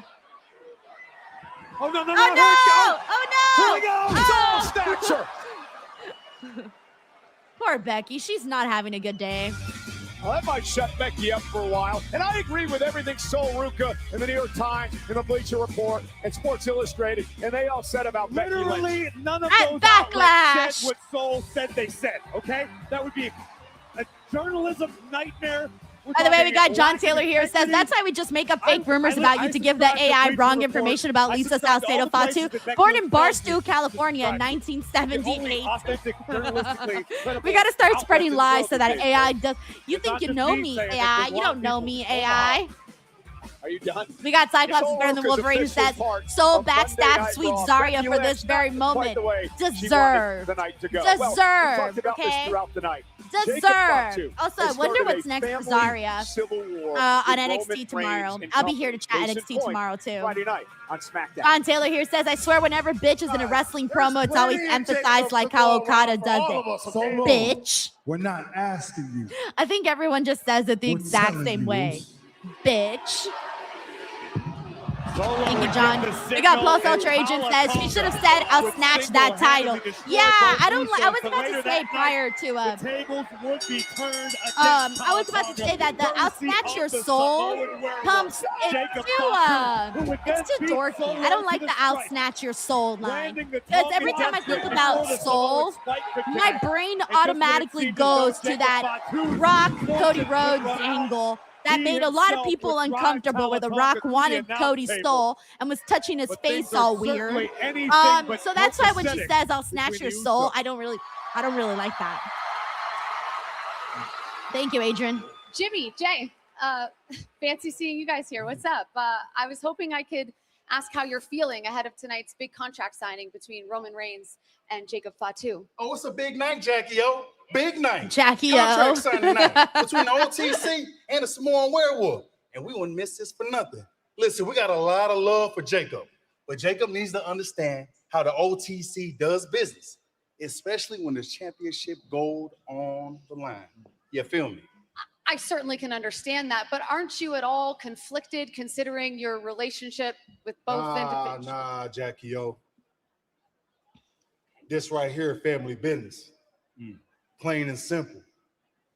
OTC know how to handle himself, right? Me and Jim here, just in case, nothing pop off between Roman and Jacob, right?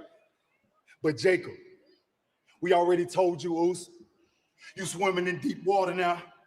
You done bit off more than you can chew, swinging for the fences, Oos. Hey, we respect that though. But I'm telling you, Oos, the bloodline has been drawn.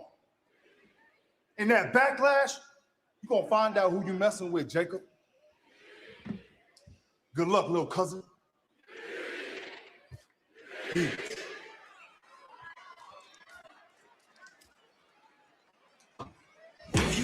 Both the OTC. All right. Roman Reigns and his cousin. We got a Plus Ultra Agent says she should have said. I read that one. My apologies. We got Cyclops here who says that Soul is in a place to judge a person's character. Oh my gosh. Okay, I'm trying to wonder, what did Soul do to you, Cyclops? Why do you have such hatred against Soruka? What did she do to you? Unless you're just like the biggest Zarya fan ever. Thank you. All right, let's see what they got today for Joe Hendry. Introducing from Edinburgh, Scotland, weighing in at 252 pounds of pure motivation. All right. Oh, it looks like we might get another concert today since the microphone is out there. Motivates me to find the mute button. Okay, this guy doesn't have a lick. Sheldon says I'm Team Zarya. I said what I said. You've been saying this, Sheldon, and you've been wrong the whole time. The future of the business, and Hendry's out here singing his little ditty that he writes in his free time. That little ditty, I've had that damn song in my head for a week. I was singing it in the shower this morning. Sounds like a personal problem. Hendry and Theory next.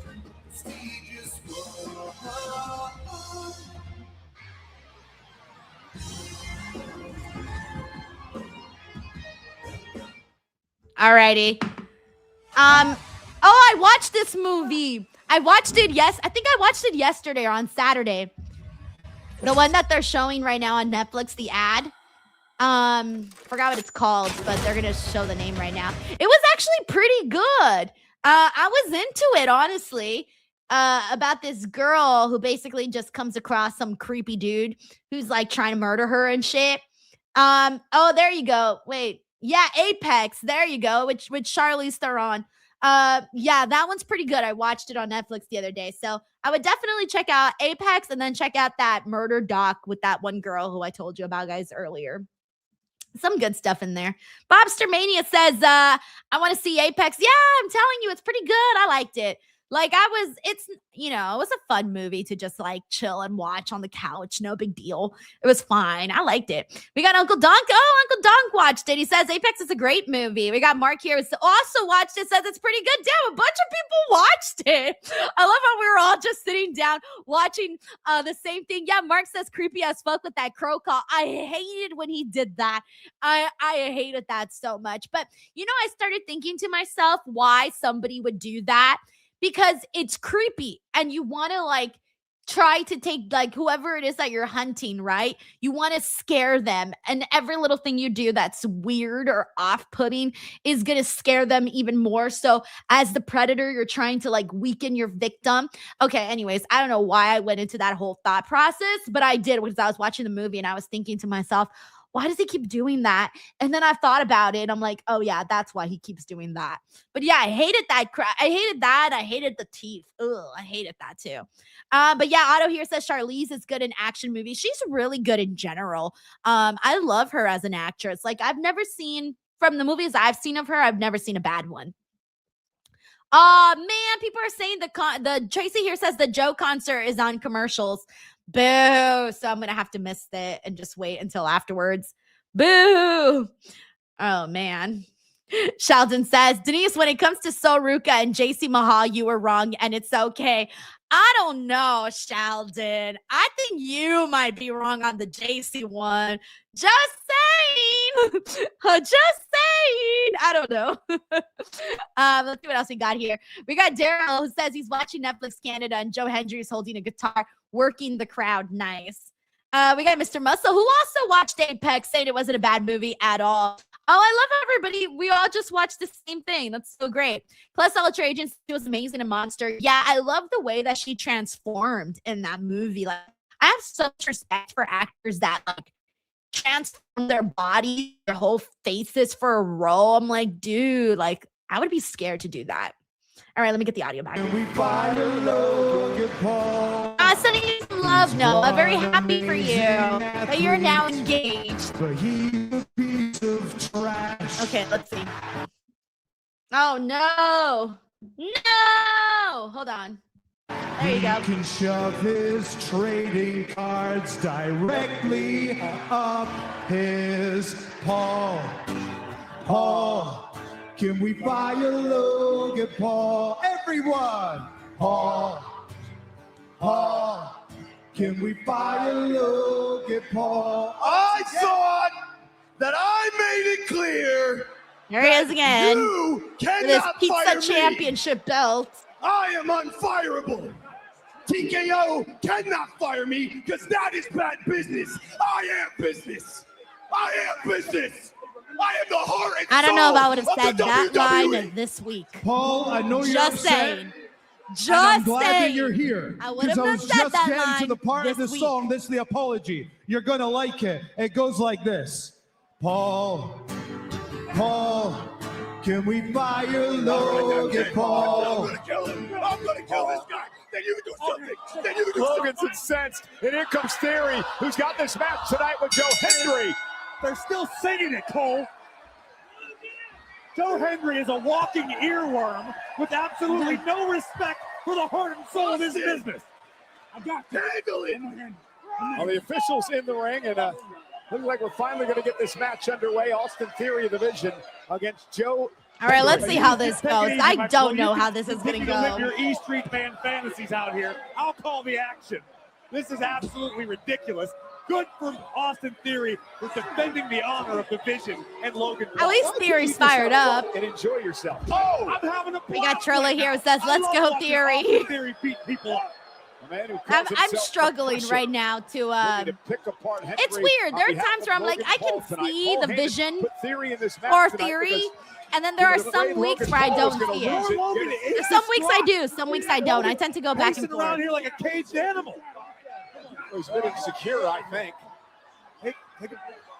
It's called insecurity, Corey. Yeah, I know. Harlow Logan Scara Paul, says Logan calling Paul, Logan Paul the heart and soul of the Listen, industry is if a you wild believe take. so, I heard that. I chose to ignore it. Watch. Listen, if Logan Paul believes so much in himself, why does he let some silly little We got song Uncle Donk here bother says him this so story much? was Because dead he's got on thousands arrival. upon thousands of people chanting for his dismissal from the business and career that he so loved. It's a joke. It's not a joke. It's an insult. Look at what Hendry started. I bet he's real proud of himself. You don't suck, Logan. At Don't least listen there's to these huge people. Logan Paul They don't know sucks, much about man. anything that's not Like cool. literally He hit super you. huge. Why would Logan Paul hit me? I'm out here trying to tone down the situation. Theory trying to just end the night for Joe Hendry with a nice suplex. Good job. Good job. I like this. There we go. Well, these two are toned down. At least Hendry can. Who sucks now? You still do, Logan Paul. You still suck now. I'm on championship guard duty, Michael Cole. I'm making sure nothing happens. Plus, Ultra Agent says calling Logan Paul the heart and soul of the industry is like calling Jake Paul the goat of boxing. Logan, relax. It's not the end of the world.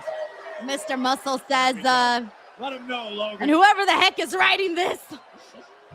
Oh, Yeah. Hendry! Great counter. With a suplex of his Just have Joe defeat Theory, and let's move on. Let's move on with our day. So Hendry now trying to rally Omaha once Big G again. says, I detect no lies coming from this crowd. Trilla says Logan gets nuclear heat from the crowd. He does, though. He really does. Because everybody's just like, can't stand Logan Paul. Oh! There's that big clothesline. He calls the Commonwealth clothesline, and he connected with Theory. And now the young man from Edinburgh, Scotland, catches Theory. Coming off the ropes with a big fall-away slam. Theory like a Saka. Never mind.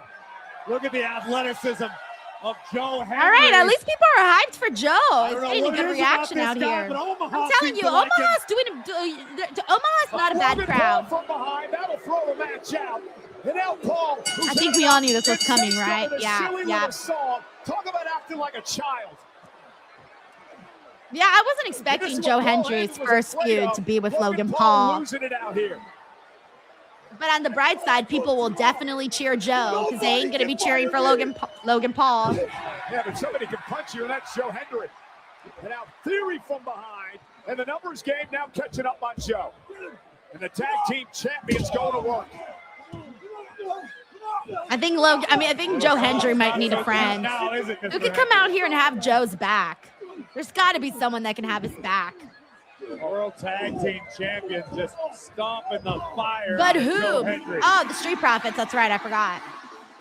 Never mind. We knew this. We knew this. Never mind. These two men have their eyes set on the vision of the tag team title. Angelo Dawkins, Montez Ford. The Street Profits are here. Down goes Logan Paul. Look out. And Theory going to go down as well. Dawkins with the silencer, and the Street Profits are up. I think Montez Ford is going up. So is Theory. Goodbye, Oh, Theory. No. Oh, no. And look who's here. Oh, no. Braun Breaker There's of the Braun. division. Uh-oh. Breaker took out Rollins earlier tonight. Oh, shit. The way that Montez went. And now takes Oh, out I was Dawkins actually with a kind of hoping that I clothesline. would see Braun Breaker spear Dawkins. The Dawkins is a meaty boy. badass I want to see with a that. German suplex. Braun Breaker has been unleashed. I'm telling you, Braun Breaker is the only cool thing about the Vision right now. Like, he's the only thing that's making me excited right now with the Vision. Oh, and there's Rollins Seth. is back. Rollins came through the crowd. Like Seth said, he ain't Lindsay dead White yet. said Logan Paul's like an Braun insect Breaker bite. hasn't He's finished the irritating and won't job. go away quick enough. Like a mosquito bite, Rollins because you know they and Seth's come got in, the sneak they attack to kick off the they show itch tonight. and they These two itch need and they Saturday itch, at and then you Backlash. keep discovering them in new Rollins and places, Seth Breaker and they should've keep taken it out for scratching, good. and they just won't go away. Logan Paul is And as Logan annoying Paul, as a Austin mosquito Theory bite. Trying to get involved. Breaker runs into a clothesline. Seth Rollins is fired up. Hey, what's up, Anthony? What? No! Audio Kid says boring Breaker. Sorry. No! There's no way. Breaker's in He's position. so I Seth like Rollins Breaker. setting up Braun Breaker. I like Looking when to he- stomp Breaker I like when all he's the way to physical. hell. Oh, takes four, takes out everybody. Every time Montez does that, my heart stops for like a second. From the dog, Braun Breaker. Hey, what's up, Darkwing? How's it going? We also got Draville. That sounds like a bed bug. Call it what you want. That's Logan Paul. You almost got me. We're this close. Glow Soldier says Logan Paul is like a fly that never wants to leave your room. Big problems on hand. But I think Seth Rollins, that would actually be a fun activation at WWE World. Remember when they had the Logan Paul where you can hit him with the chair? They should have the fly swatter, but have Logan Paul as a little fly, and then the person goes.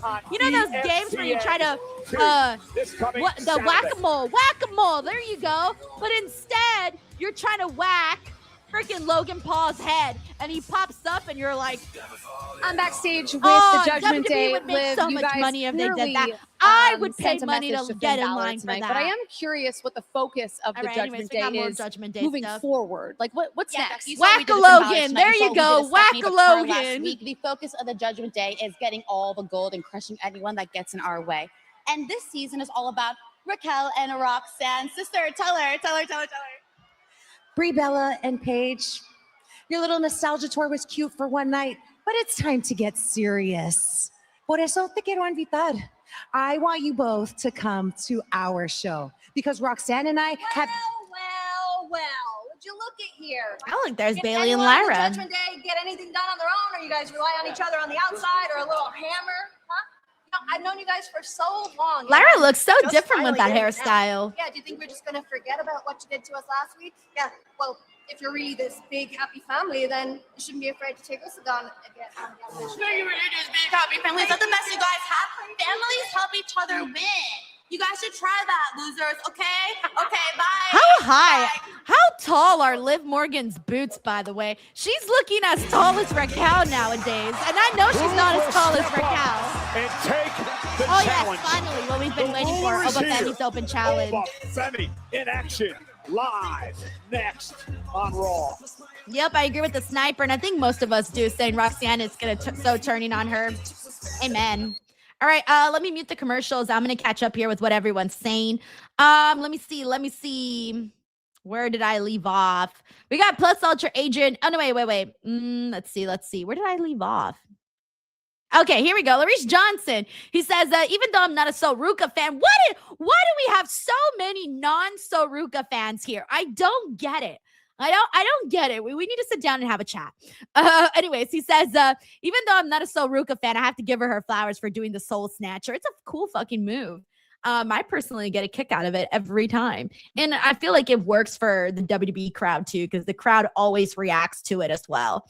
All right, that's it. I'm officially on a mission to turn all non-Soruka fans into Soruka fans. I'm taking this as my own personal mission. Starting next week because I have no material right now. Thank you, Larice. We got David Primero here who says, watch two hated peeps, JC Jane and Ethan win Money in the Bank. Oh, man, I can so see JC winning Money in the Bank. Are you kidding me? Yeah, I can see that. I like Ethan Page. I wouldn't mind him winning the Money in the Bank, but I don't think that he's there yet in order to cash in. So I don't know that I see Ethan winning as much. Thank you, David. We got Mr. Fatboy here. It says Stone Cold Salcedo, the WWE music and car and the flipping off camera. Happy Monday Night Raw. Thank you, Mr. Fatboy, for watching that reel. It was an idea I had, and I was just like, let's see how it does. So I just put it out there, but I hated the way I looked at Stone Cold, though. I think that was probably the ugliest I've ever had of a cosplay. And I've been Giant Gonzalez. And even then, I think Giant Gonzalez was more appealing than me as Stone Cold Steve Austin. Thank you, Mr. Fatboy. We got David Primero here who says, Denise, I think you gave Braun too much blue chew with that spear. Also, I think Seth needs one to keep up with Braun at Backlash. Hashtag blue chew breaker. He might, though. I'm just saying. Braun Breaker is like, he's going in hard and fast, bro. Like, he's like, you know, I'm just saying. Thank you, David.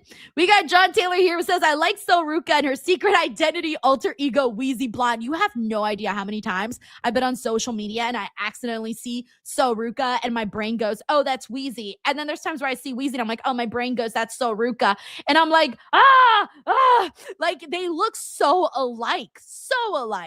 I love it. There you go. That's one reason. Bam. One reason to like Soruka already. She reminds me of Wheezy Blonde. Thank you, John. We got James Irvings here who says, you non-Soul fans are saying Soul is a goddess. A goddess. Let's emphasize that. A goddess. She really is, though. Trust me, she will win people over. She just got to go out there and keep doing her cool stuff. And once you see her in fun feuds, I think you guys will be convinced. America's largest. Thank you, James. We got Ryan Adams here with that. Lyra looking good. Yes, she does. Yes, she does. She's very pretty, like very pretty. I've always thought that from like the second I saw Lyra. She has a very classy look too. Like you just know if you saw Lyra in a like red tight dress with a heart-shaped top and a pair of pearl necklaces and her hair swept to the side and red lips, you would drop dead. Thank you, Ryan. All right, it's time for Oba. I got to make sure that the Omaha understands the assignment. Pretty sure they will. Blow up the chat, everybody, with the Oba comments. I'm going to make sure I do so, too. Oba. I'm going to keep it going. Oh, I accidentally wrote Oba Baba. Oba!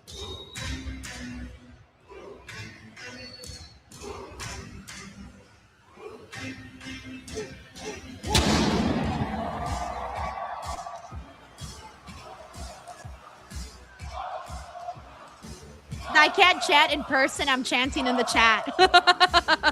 I'm just blowing up my own chat.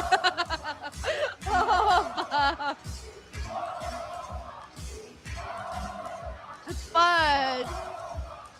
Oba. Oba. Oh, wait, I wrote Ona. Wrong one. Oba. Let's go. Yeah. It's an open challenge. Okay, who do we think it's going to be? God, I hope it's someone cool. I hope it's not someone lame, you know? Weighing at 310 pounds. Oba I swear, that necklace gets bigger every week. Race P says no spamming in the chat, Denise. The man who retired Brock Lesnar. Oba Femi is here. All right. Who is it? All right, we got some predictions. Sean says The Miz. Andy says Sheamus. James says Carmelo. Mr. Know-It-All says, I think Otis answers it. Lewis says Sheamus. Audio Kid says Danhausen. Oh, man. Gingerbread Man says James. Concast says James Ellsworth. The time has Kato Musso is the Gingerbread Man. The Oba Femi Open Be Challenge someone good. will now begin. And by good, I mean someone that I like. Let's see. Be someone that I like. Someone that I like. Someone that I like. Oh, okay. But who is it? Otis? Or is it who from Alpha Academy? Is it going to be Tozawa? Tozawa? Tell me it's Otis.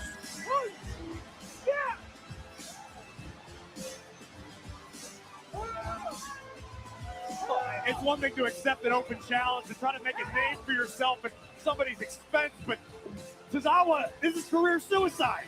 Is it really going to be Tozawa? I like Tozawa, but my brain was like in a different direction. Oh, I love that gear. But my brain had gone in a totally different direction. This guy's out of his mind. Like, make it make sense. Okay. Tozawa's just crazy, Well, clearly. make a name for yourself. Unless he might do both back to back. He might do Tozawa and Otis. Right? Maybe? Oh, man. Bless your heart, Tozawa. Bless your cotton socks. Okay, so he's going to chicken out, and it's going to be Otis instead. Because Otis and Oba. All right. You know me, I like the meat. When the meat is good, the meat is good. This is interesting. Look at Oba wants it. He's like, yeah, let's go. Let's go. Absolutely. They collided Yeah, NXT. let's These go. are far different from that.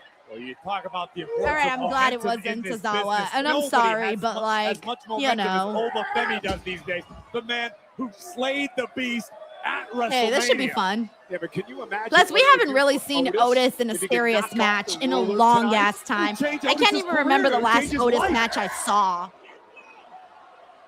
Shoulder tackle, Femi. Yes, still meat, on his feet meat, as Otis and meat. Femi go nose to nose.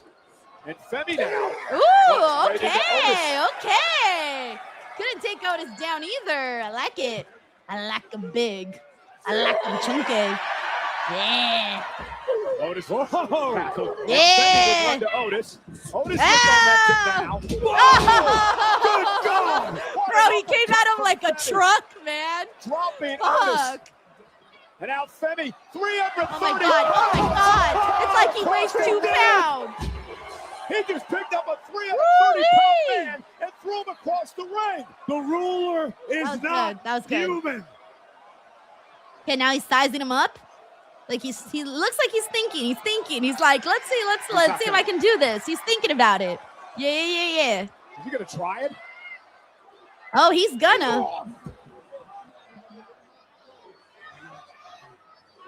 Oh, they got a plan of some sort. Oh, he lifts Otis up now. Oh my gosh. To the second rope. I'm not sure Otis is comfortable up there. Okay. Yeah, Otis is like, I'm using my brains over here, guys. Oh, fuck. He's so heavy. With a fall from Grace. Bro, I was like a little concerned there for a second. I'm like, damn, is he gonna like, be able to? It's a little big, A little too big. Who knows, man? But he did it! When the meat is good, the meat is good. Wait, y'all know what time it is. Ready? Get ready for it. Like this. That is 330 pounds. We gotta do it in 3. Just nearly drove through the center of the earth. All right, that's it. 3's my max. Oba Femi continues to impress. All right, I wonder who's in next week now.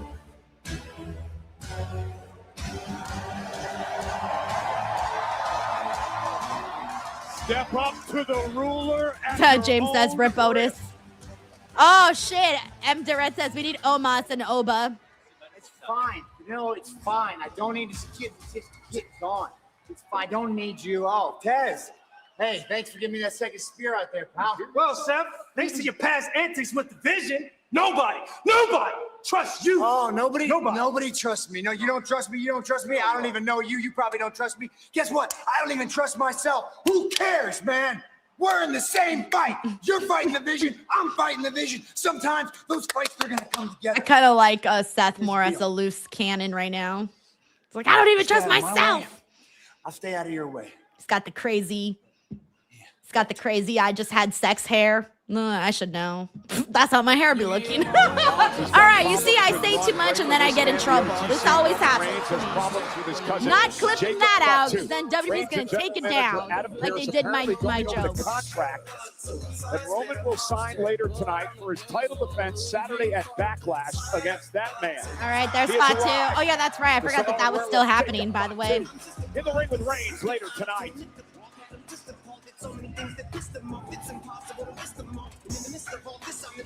Blue Ranger says, Denise, I know. I keep getting myself in trouble. All right. I'm trouble. Cherry lips. And I forget the rest of the song. Wait, I'm trouble. Wait, I think I'm confusing the song with Pink's Trouble. I'm trouble. Yeah, trouble now. Oh, no, that's Pink's Trouble. I'm forgetting Liv's Trouble. I'm confusing Liv and Pink right now. I was listening to Pink's Trouble the other day, so I think that one's like most stuck in my head right now. I'm trouble. Yeah, I like that song. I'm Pink's trouble too. I like Pink's trouble and Liv's trouble. All right. Hold on one second. All right. Oh, thank you, Jonathan. Trouble. That's me. There you go. I kept forgetting. I'm all, what is it again? I could not get the pink one out of my head. Trouble. That's me. Oh, cherry lips and some bad energy. Something. Yeah. Okay, I got it now. I got it. Thank you. All right. We're on a commercial break. Let me catch up here with what everybody's talking about. Let me see. We got Hugh Fowler who says, Bailey just doesn't have it. I never understood her hype. To me, she's bringing down Lyra bad. Lyra should turn heel on her and send her to AEW. I love Bailey, so it's very hard for me to read this because I went through a phase where Bailey was my favorite women's wrestler for a while. I mean, I was like full-on Bailey fan. And you know what I mean by full-on Bailey hugger fan. Like, I had the side ponytail, the hugger t-shirt. I was all in on Bailey, man. I love Bailey. So it's very, very hard for me to see this perspective. I would like Bailey to go to AEW. And the only reason I say that is because now that we've mentioned it so many times, I've started to fantasy book in my head and fantasy book what that would look like. And a lot of people, including myself, see Bailey as more than what she is being shown as right now on WWE TV. So I'm actually a big fan of Bailey, and I love what she's doing with Lodestone Wrestling. And I do not think she's holding down Lyra. I do not think so. Like, think about how much experience Bailey has. Think about, not just like in the ring, but also behind the scenes. Think about what Lyra is learning about the business of pro wrestling, even just by being there with Bailey. Like, I'm sure she's learning so much. Things we probably haven't even thought of. Thank you, Hugh. All right, let me bring the audio back. We also got Infamous Raider Loco who says, we all know Dario was Marty, and so was HBK. Come on. Thank you. Finally, someone's on my side around here. They would go face to face. John says someone's banned Denise for spamming the chat. Yo, Savage, Oscar, man. you've both requested this Thank time you, John. before we get to Backlash. Victor also says, gotta have meat screen, Ladies, the Denise. floor You know, I completely forgot about my yours. meat screen. I don't think I like it anymore. I think I need to make a better meat screen. All right, let's listen to this. Asuka.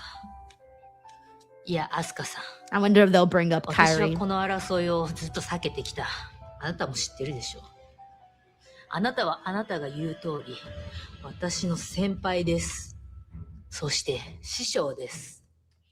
I looked up to you. I loved you. あなたが私に過去どんな仕打ちをしてこようとも、私は今もあなたを心からリスペクトしてます。私はこの戦いを望んでなかった。ましてやこんな風になるなんて。But you have changed. 変わってへん。変わった。No, it has. 私が憧れてたアスカはもういない。Now, I have to fight you. Once again, you continue your disrespect. わしの知ってる教えたイオはもうここにはおらへんっていうことやな。あ The person sitting here, who are you? お前誰やねん。あわしが教えたイオはどこにおんねん。あプレイヤーの。お前は一体誰やねん。This Io is my biggest disappointment. わかるかこの屈辱を。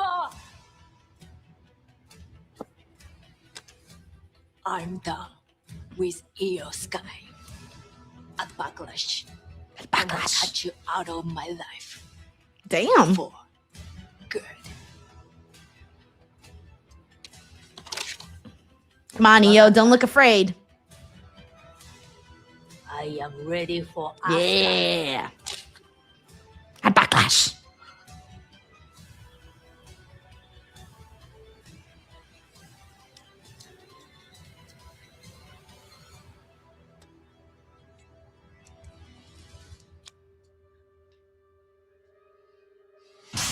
Oh, damn, that's so rude. Although at the same time, maybe Io should have seen that coming. Give me a doctor! Are you okay? Come on, give me a doctor! No, give me... The relationship never between get. If we Asuka learned and anything Io from has that, passed is the never point get of close to no Asuka return. because she will miss you. This Saturday in Tampa, Florida at Backlash, 1-on-1, the score shall this be match settled. actually as gets Io time Sky on Backlash, battles by the her way. former I'm senpai, scared that the they're going to give it Empress like of 2 minutes. Tomorrow, Asuka. I really hope they don't do that. And this is a situation. By the way, we got Corey, Hugh that has been Fitzgerald building II who for says, Oba years doing open challenges doesn't make sense as a finally babyface. comes They need to a head on start Saturday. Io had better They be need ready to for start war and against just keeping Asuka. people off TV until they have a story. what Lexi No, I actually So like listen, him doing the open challenges I because need it to keeps know him on about there, this basically ridiculous stuff whooping that's going people's on down at asses, and it gives The us Creed brothers are variety. now involved in this whole I thing don't with mind the the open OG challenges. Americano Thank you, Hugh. There's a lot of We got nuance John Taylor involved. here who It's a very says, "Fuck delicate that, situation. Denise makes What Mr. happened Tripod this put on a past week? sumo Well, you're suit referring as to she what plays. went down this I like past them big. Saturday night I like as them the chunky." contract was And then signed she's for like, the "Dance for me, mask Mr. versus Tripod. mask Dance for me. on You May are a 30th sicko, between John." the Well, what kind Americanos. of porn This are is you watching, after John? The contingency was Or put in should I place say that there was corn? to We be have to- no do physical we get in contact trouble in for saying Mexico, corn here? not to mention the All right, I'm original gonna say El corn, Grande okay? had What corn backstage are you interviewer watching, Andrea John? Bazarte fired from AAA before We got he would infamous sign for the local here contract. says, "Did someone Then the say Creeds would I like arrive them big? and put the real I like El them Grande chunky." Americanos Well, through I'm the here. contract That's tape. right. And if you like them big and chunky, I'm Blue here Chew with the promo code original Denise. El Grande Thank you, Frank. Americano, and they would be Los Hermanos Americanos. right. Well, after surprising, Yeah, he needs El to Grande ditch this Americano gimmick this past already. I'm weekend at the sorry. AAA But when Mask Ludwig versus is doing Mask it so contract much signing, better, it just how are doesn't you hit guys as hard. feeling going into this trios match tonight? Audio Kid Thankfully, says, the "Send me the contact link, rule John." only applies in Mexico. That means here in Middle America, Bitch, all I'm bets are dead. off. Now the boys saw how they treat me down there in AAA. All right, triple teaming me week I after love week. that. It's ridiculous. That's hilarious. So they decided to do the honorable thing and help me out.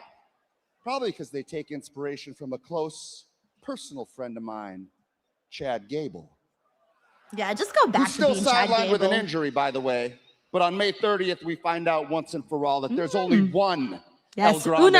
Americano, and you're looking at him. The original! I'm thinking El after this, Grande after that May 30th Americano. show, we're good to move on. I cleared everything up.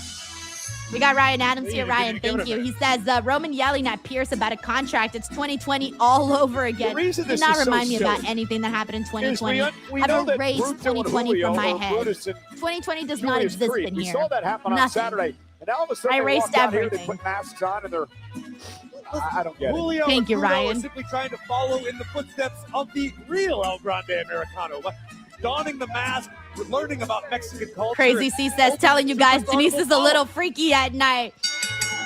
The following is a trio. I'm staring at you, Crazy C. Introducing first the team of That eye contact was meant just for you. Los Americanos. Hey, what's up, Trilla? An original El Grande. Also, shout out to Taco Mark who's here with us. We got M. Durrett who's here with us as well. What's up, M. Durrett? Credo. Bruto y Julio Credo. Trios action. Next. Alrighty.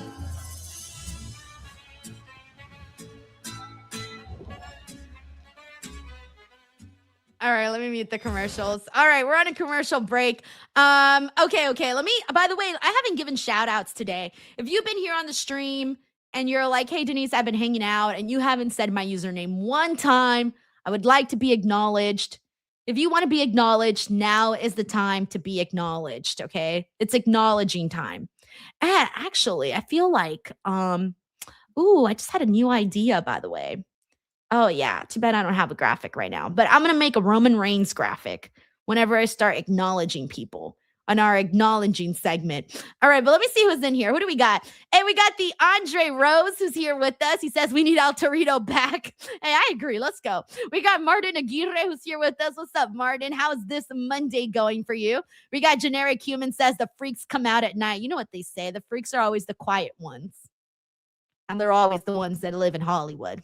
Just saying. Just kidding. Do not start no rumors around here. What's up? D. Henderson says, Denise, that look was awesome.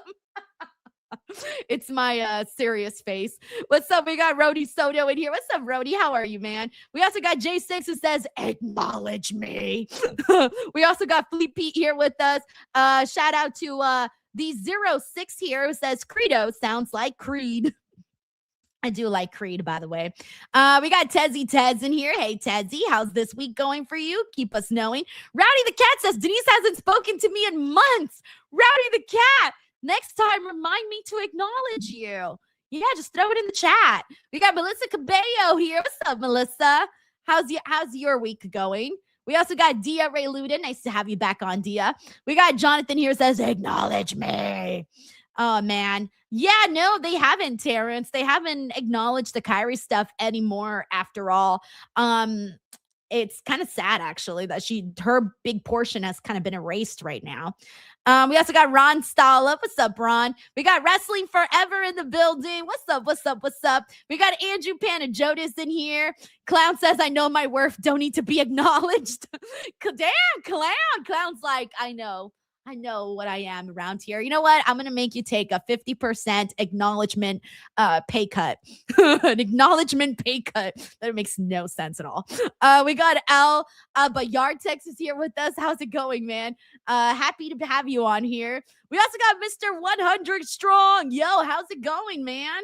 How are you? We also got Paradise on here. We got Jose Lopez. We got M. Durrett. We got Alonzo in the building. Shout out to CC Funk. We got Jay Brown. We got Generic Human. We got Yashiro. Hey, Yashiro. Christopher Snow. Another very regular person on here. D. Henderson. Get out of town. Says that look was very southern. Hey, what's up north? How are you? We also got DJ Glade who says, hey, Denise, I have been hanging out since we started. I'm here. DWO for life. Let's go, man. Thank you for choosing this place to hang out with us. We also got Lori who's here with us. We got Muhammad. We also got Chuck Babb says, wait, did they just announce as a trios match and not a 6-man tag? I don't know. What did I miss? Crap. Also, let me get the audio back. Sorry. August 1st and 2nd. I got carried away. Man, Derek Shelton. Taco Mark says freak world order. So this hey, is I might make that into a shirt. 3-on-3. A little freaky. The original Wait, hold on. El Grande Americano and ooh, you know how there's very evil, very nice? El Grande what Americano about a little and freaky? Most Americanos, that would be a little Bravo. Right? A little whimsy, really enjoying freaky. Trying to solve the mystery that is I don't know if that's if that hits us hard as very evil, very nice. But I was trying to think of something. 30th, Monterrey, Mexico. Mask versus mask. Here we go. Okay, so they said mask versus mask. And I call them six imposters, pretending to be luchadors. Going at it here tonight. One of those imposters will be unmasked in a couple of weeks. There can only be one El Grande Americano. Look at this. Bravo sent unceremoniously to the outside. The OG Americano sending the real to the outside. There is chaos mid-ring being inflicted by the original El Grande Americano. Y Los Americanos Hermanos. Julio and Bruto. Julio Credo. And match is officially underway. And this is Bruto Credo, yeah. Bruto is a man of culture. And now Monty, I guess that's Bravo. That's Bravo. Okay, got it. Tag made. Here comes Julio Credo. Very similar teams to the former NXT tag champs, the Creed brothers. I don't even know why I'm trying there. You keep trying. It's fun. I need some help. Does it help you enough? If anything, John makes my life a little more difficult. And here we go now. Oh, nice suplex delivered into the ropes and hurting the ankle of Ryo there. That could really affect the offensive abilities of. We got John Taylor here. Says, I actually had a laugh with your husband about what it's like walking into a house while you're doing a Blue Chew ad read. He was like, I got used to it. That does sound like him. He laughs every time. I love when it's perfect timing. There's been times where I'm doing my Blue Chew read, and my husband's literally walking in the door, and I'm out there like selling Blue Chew. It's so funny. I love when those days happen. Allegedly, but there have been some thank you, John. doubts cast regarding the identity. That's a good question to ask him, by the way. Very good question. Authenticity in the world of lucha libre, whereas this man, right, there's the Ludwig. real El Grande Americano, has embraced Mexican. Isn't that crazy how like this character has completely changed shit for Ludwig? Hatred between these two. Crazy, the OG man. El Grande Americano. Yeah, they'll meet in that mask versus mask match at the end of the month. By the way, we got David Primero says Power Rangers versus Power Rangers Lucha Style. One man will suffer the ultimate Doing the humiliation. little Spider-Man Here comes meme. El Grande Americano. And driving. Hilarious. Thank you, David. We also got John Taylor who says happy birthday to Fabian. What's up, Fabian? Happy birthday, man. Your birthday's on May 4th. Oh, that's awesome. That's a really good day to have a birthday. We got Andre Rosa who says a lot of masked men and none of them are Mexican. Also, shout out to Xavier Wilkins here who's with us. Ice cold. Alrighty. BTW, we also got Jason in the building. What's up, Jason? He says, what's up, our queen? Jason, it's nice to have you on here. Dude, how's your week going? I know that we're all getting the Monday groove going. BTW, I'm doing good, by the way. Thank you for asking. This should be a fun week. I got let me see what's going on this week. Oh, this should be a good one because tomorrow I have NXT, so I'll be here for NXT. I'll be here for Dynamite. Wednesday, I have an interview scheduled. Very excited about that. This interview that I'm doing Wednesday was actually supposed to happen last week, but then it got pushed to this week. So hopefully this week it works out. And then Thursday, I got Busted Open. And then Friday, I got SmackDown. And then Saturday, Backlash. And then Sunday's Mother's Day. I gave my mom the option of what she wanted to do for Mother's Day. I told her, I'm like, we could either do like a beach day or maybe we can go hiking. You know, because I'm like, I don't want to go to dinner. Like we always do dinner. And plus dinners and restaurants and places during Mother's Day, packed to the brim here. There's a million restaurants and they're all packed. There's a million mothers. So I decided to kind of think outside the box for Mother's Day this year. And I guess that's what I came up with. Anyways, my mom chose hiking. So we're going to go hiking for Mother's Day to celebrate my mother. So let me know what you guys are doing for Mother's Day. By the way, we also got John Taylor here who says, your husband was adorable being all supportive at the live show. I enjoyed getting to talk to him. He patiently waited while you signed autographs and talked to everybody. Yeah, he's very, he's probably the most chill person you'll ever meet. And I tell this to everybody, but everybody loves him. Everybody. Because he's very chill, very relaxed, and very just nice and very smart and he's very opposite of me. Like I'm crazy, that kind of person. And he's chill, very chill. And every time he goes to my shows, one of the things that, I don't know how to explain it, but in Spanish, there's this thing where they always say, no seas chicle, right? I'm not sure how many of you guys, if you speak Spanish, you probably know that saying. But basically, when you grow up Latino, there's this saying that says, no seas chicle. And basically what that means is if you're ever like sticking around somebody, they call you like a piece of gum, don't be a piece of gum. Whatever. He likes to watch from afar. He does not like to be those people that are like all up on their spouses like that in public. And I like appreciate it because it also helps me focus on my work. And we have like a really good like dynamic like that. But I love it because every time I look out, I always know he's always somewhere watching and just like has the most proudest face on his look. His proudest look on his face. So anyways, makes me very happy. Thank you, John. Glad you got to talk to him, by the way. John says he's being into your game. Yeah, literally. I always feel like they say opposites attract. That doesn't mean you're completely opposite. It just means you balance each other out. Between these six men. It absolutely has. Creating some separation. And now can he get to the OG? For all of this, I truly believe that man there on the left-hand side of your screen is the original one. Yes, exactly. Exactly. Jose says you guys are stuck together in the best way. Exactly. And they're doing combat in the center of the ring right now. And these two they hate each other, don't they? Absolutely. They detest one another. Oh, look at this. Great throw by the OG. Both Americanos signed the contract. For the May 30th show, I won't actually be here for that. I'm going to be out of town. More info to come on that later. May 30th, Noche de los Grandes. Oh, that Lyra kick it out. My God. An angle slam. LD so says, how are they not accidentally hitting their own teammate?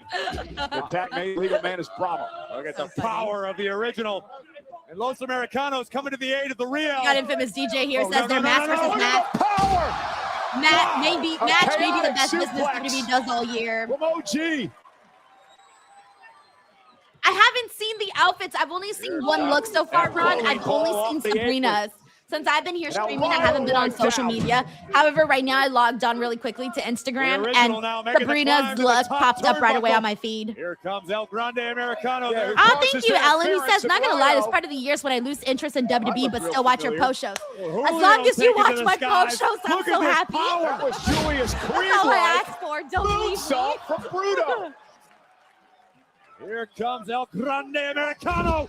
Diving headbutt. Crazy C says, is the contract signing next? I presume so. We still got like 30 minutes, but by the time they do entrances and commercials and highlights and all of that shit, you know what I mean. Bravo Americano from the top. Big splash for the win. Cover. Ooh, by the way, coincidence theory says he's a bit behind on the stream, but he is a conspiracy theorist guy. Lets you record everything but save it, not watch it, unless you become uber famous, criminal, politician, etc. Ooh, I like that. Yeah, I like to get like wrapped up in this stuff, you know. Been a hell of a trios matchup here tonight on Monday Night Raw. PX again says, what in the blue hell am I watching? Gringo Mania? Has reached nuclear I don't know why this levels never of hits on disdain. Raw for whatever reason. One of the most intense rivalries in recent history in all of Lucha Libre. Oh, I love this. We got Andre Rosa says, normally I watch you live, Dante's Reels, and going in Raw reviews. Got to support everyone. I love that, dude. I love that you get a little bit everywhere, you know? Making the Way to go. climb again. Bravo down Just don't leave me. That's what I'm going to tell everybody now. Don't leave me. Los Americanos Hermanos. So funny. Credo brothers. Big splash. Cover. OG with the win. All right, I'm kind of glad this is done with. I was ready to move on. Your winners, Los Americanos Hermanos. Hey, great and debut. original El Grande Americano. What appears the original and Los Thank you so much, Christina. I'm glad that you discovered the stream. I think the Mass versus Mass match, if I'm correct, is on the 30th, right? On March, I'm sorry, May 30th. I don't know why the hell I'm talking about March. And it's May. But also, thank you for finding my channel, and I'm glad that you're enjoying yourself. Yep. Well, Backlash is presented by Morgan. By the way, we got John Taylor here. Says, Mr. Tripod being all supportive and awesome. Meanwhile, that stinky dirt sheet boy SRS keeping not happy to do the live show running from the step. Oh, I know. I literally saw him right before the show, and I said hi. And I saw him in the crowd, and then he disappeared. I was like, wow. ESPN2's coverage. Then we kick off Backlash 6 Eastern. And then Will was supposed to be at the show, but I forgot that Will had his kids with him, and I forgot to tell him that the show was 21 plus, so he wasn't allowed in the hotel, obviously, because he had his kids with him. And I completely forgot to mention it to him. The greatest of all time, John Cena, who promises history-making news as he will be live in Tampa on Saturday. Thank you so much, Coincidence Theories. Thank you. It is the return of John Cena. What does he have to say? Thank you, Fleet Pete. Thank you. Find out Saturday at Backlash. How about I see history making news. I don't know, man. I'm trying not to get my hopes up or anything, because I do think it might have to do with the club WWE, because what else would be history making news that they could do? Truly. What else? Braun Breaker finally one-on-one. Hey, what's up, Fran, over on Twitch? How are you? We also got Tanisha Hicks in the building. ESPN2 coming this Saturday. Also, the United States Championship will be on the line. Oh, Mr. Know-It-All says Evolution 3. But would they have John Cena be the one to make that announcement?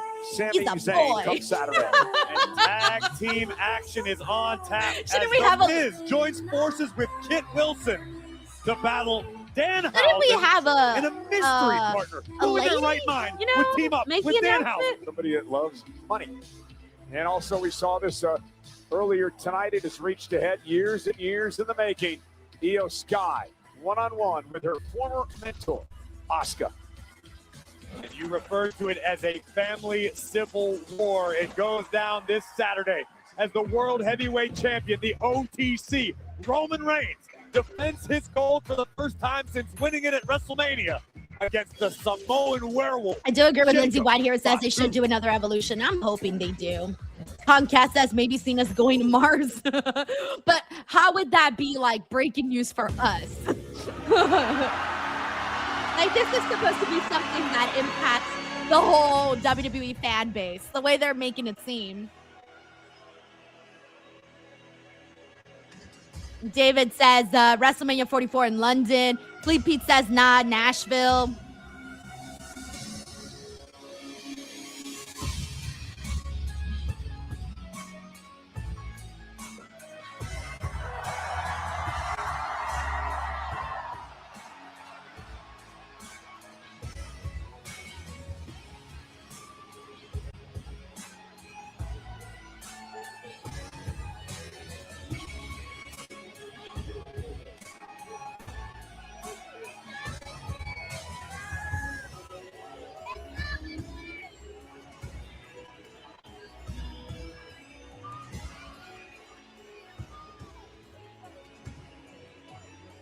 Got everyone throwing their ones up.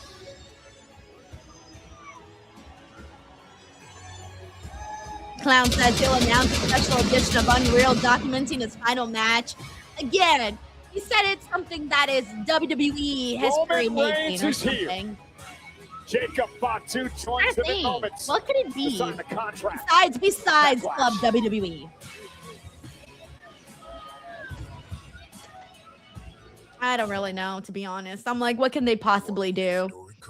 By the way, who's watching this? Gina Carano versus Ronda Rousey fight. Is anybody here interested in that?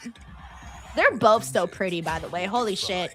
Every time I've seen Gina and Ronda in person, I'm like, you guys are so pretty. Fuck. One night. We got Fleet Pete says he's going to be watching it. Tiffany says WrestleMania on Mars. The Lost Channel says she'll be watching it. He'll be watching it. He'll be watching it. Okay. Let me see. We got Pokey Yugi SpongeBob here says definitely plan on watching Ronda versus Gina. Yeah, I'm gonna have to watch from my bachelorette party getaway because that's the weekend that I'm gonna be in my friend's bachelorette party. Because, you know, I'm going to be waiting for the strippers. Just kidding. There's going to be no strippers. Okay. And if there is, I'll stream live on YouTube. Just kidding. There's going to be no strippers. Anyways, who knows? Actually, I don't know. I'm not planning the thing. I don't know. Anyway, so I'm going to be at a bridal. I don't know. I keep saying bridal party, but it's a bachelorette party. I'm going to be at a bachelorette party getaway in Palm Springs. So that's what I'll be doing that weekend. Yeah, I can't wait. I'm excited. Very, very excited. Let's see. We got, Pat J. Williams says, when is it? It's May 16th is the day of the fight. Yeah. All right, let's see what else we got here. We got Willow Dorso says the news WrestleMania is on the moon. I mean, Nick Khan did say you guys won't believe where it's gonna be at. Like, he made it seem like it's gonna be a very shocking, surprising place. Sebastian Keane says DWO manifesting the strippers. Yeah, I would laugh so fucking hard. Literally, if that happened. But again, don't think it's gonna happen. All right, let me see what else we got here. We got Scott Collins, who's also going to be watching the fight. Nice. Okay, cool. Jonathan says, if there's no strippers, is it even a bachelorette party, JK? Actually, I remember when I was getting married, my friends threw me a bachelorette party. And it was so funny because they made so you'd be surprised how many like dong stuff they sell. Like, there's dong everything. I'm not even kidding you. We had dong, and I'm saying dongs, that's just a nicer word. They had dong straws. We had a dong cake. We had dong banners. There's dongs everywhere, man. Like, they know how to market that shit. It was very funny. Very funny. Roman Reigns is here to sign his contract. Plus, Ultra Agent says WrestleMania at Disneyland. Mickey Mouse does a run in. Freaking Stunners. Donald Duck.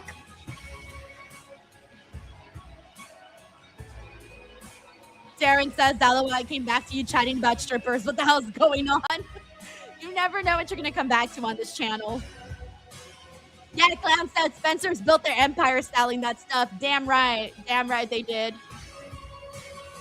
And we played this like pickle game too. It's actually a really fun game. The pickle game. I'll explain how the game works in the next commercial. And his opponent for the World Heavyweight Championship. Frank says Backlash, he's walking through the dong forest. Look, Jacob dongs everywhere. Fatu. No, wait, now that I remember, it wasn't the pickle game. That was at another party. That was the cucumber. I'm mixing up my dick games. Hey, what's up, Lori Young? How are you? Thank you for being here on the stream. Christina says, finally, my man has arrived. Jacob's like, I'm arriving when I have to arrive and no earlier than that. Corey, for the past couple of weeks, this man, Jacob Fatu, You are so welcome, Lori. Yes, Fabian, happy birthday. I don't know if you heard me mention that earlier, but happy birthday. He surprised Roman Reigns with the attack last week and the Tongan death grip. Nick the Creator says Dairy Queen should pivot and market Chili Willies for bachelorette parties. You want a Chili Willy? Roman Reigns, who was very wary Chili of Willy? what this man is capable of. I don't think I'd want a Chili Willy. Roman Reigns arrived to the arena. Gotta be a tonight to warm. kick off Monday Gotta be Night Raw. warm, you know? His tribal chief is irate. Trust me.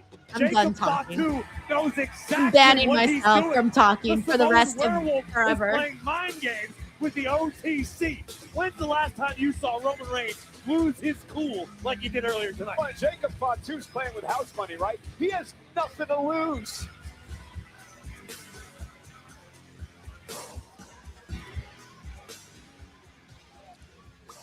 Gentlemen, you know how this works? 2 signatures make the match official.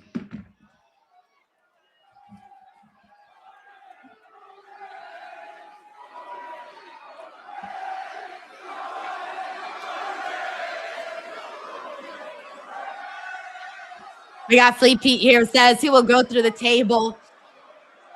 I mean, I'm going to say Jacob puts Roman through the table. That's if Jacob's winning. I mean, sorry, You that know is how if this Roman's works. winning. If Roman puts Jacob Omaha, through the Nebraska. table, I'm going to start to think that Jacob might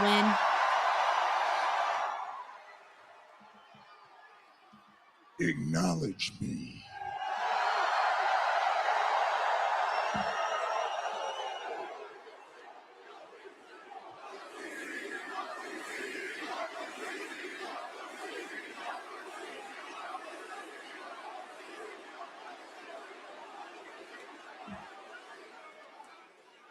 You hear that, Jacob? That's not just love. That's the sound of respect.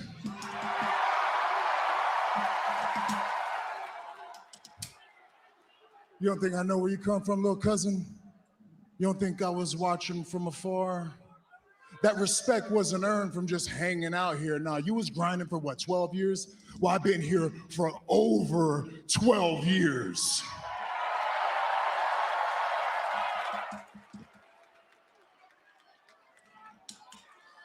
I was the one in this company that had my foot holding the door open for Solo. Solo was the one that brought you in, huh? Well, guess what? I brought Solo in, therefore I brought you in. And I like Fatu's face. If there is not respect to be had in this business for me.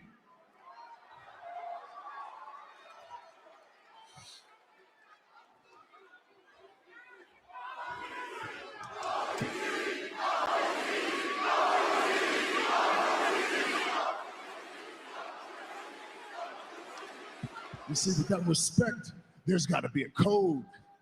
There's got to be some kind of honor system amongst our family. We can't just run around here and bogart everybody and run roughshod. No, there's got to be a system of conduct that we can hang our hat on. You understand? The Tongan death grip. You disrespect me with something that you save for desperate measures? Wait, I mean, what do you think this is? We're in the bar at 3 a.m. and you're surrounded 8 to 1. That's when you pull out the Tongan death grip. That's when you snap somebody's throat. You don't do that to family. You don't do that to your own. You don't do that to your tribal chief. I don't think Jacob cares. That's what makes you want to like hold on, what? See him, that he's so unleashed. Tribal chief? Hey, that's when you got it all wrong and you don't understand. Yes, I am desperate. Yes, it feels like it's just me against the world. Yes, my back is against the wall. So I have no other choice but to take you out, take this title, and everything that comes with it.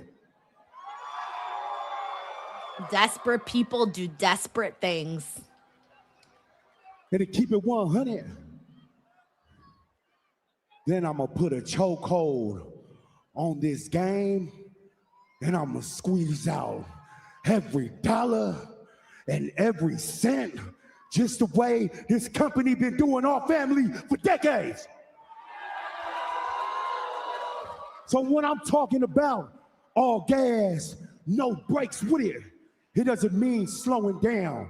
It means moving forward and never going back to where I came from. Damn, man. Jacob just be inspiring us left and right with these promos. So yes, Roman, I am desperate. I'm desperate enough to do anything for my household, even if I gotta run through my own blood. This is what I'm talking about here. Household. Man, let's just get this out the way. Tush. Roman's like, all right, that's it. I'm done. You cut your monologue. You over here talking about your household. I just told you I've been up here over a decade grinding for multiple households. You worried about 7 kids? I'm worried about 170 kids that fulfill our family. You worried about higher education? I'm worried about generation after generation of higher education. Because Roman's like, I'm passing on generational wealth. I got the proof of concept. I got the respect. Damn, I want to be in their family. They want to do business with me. I already told you. I told Brock a long time ago.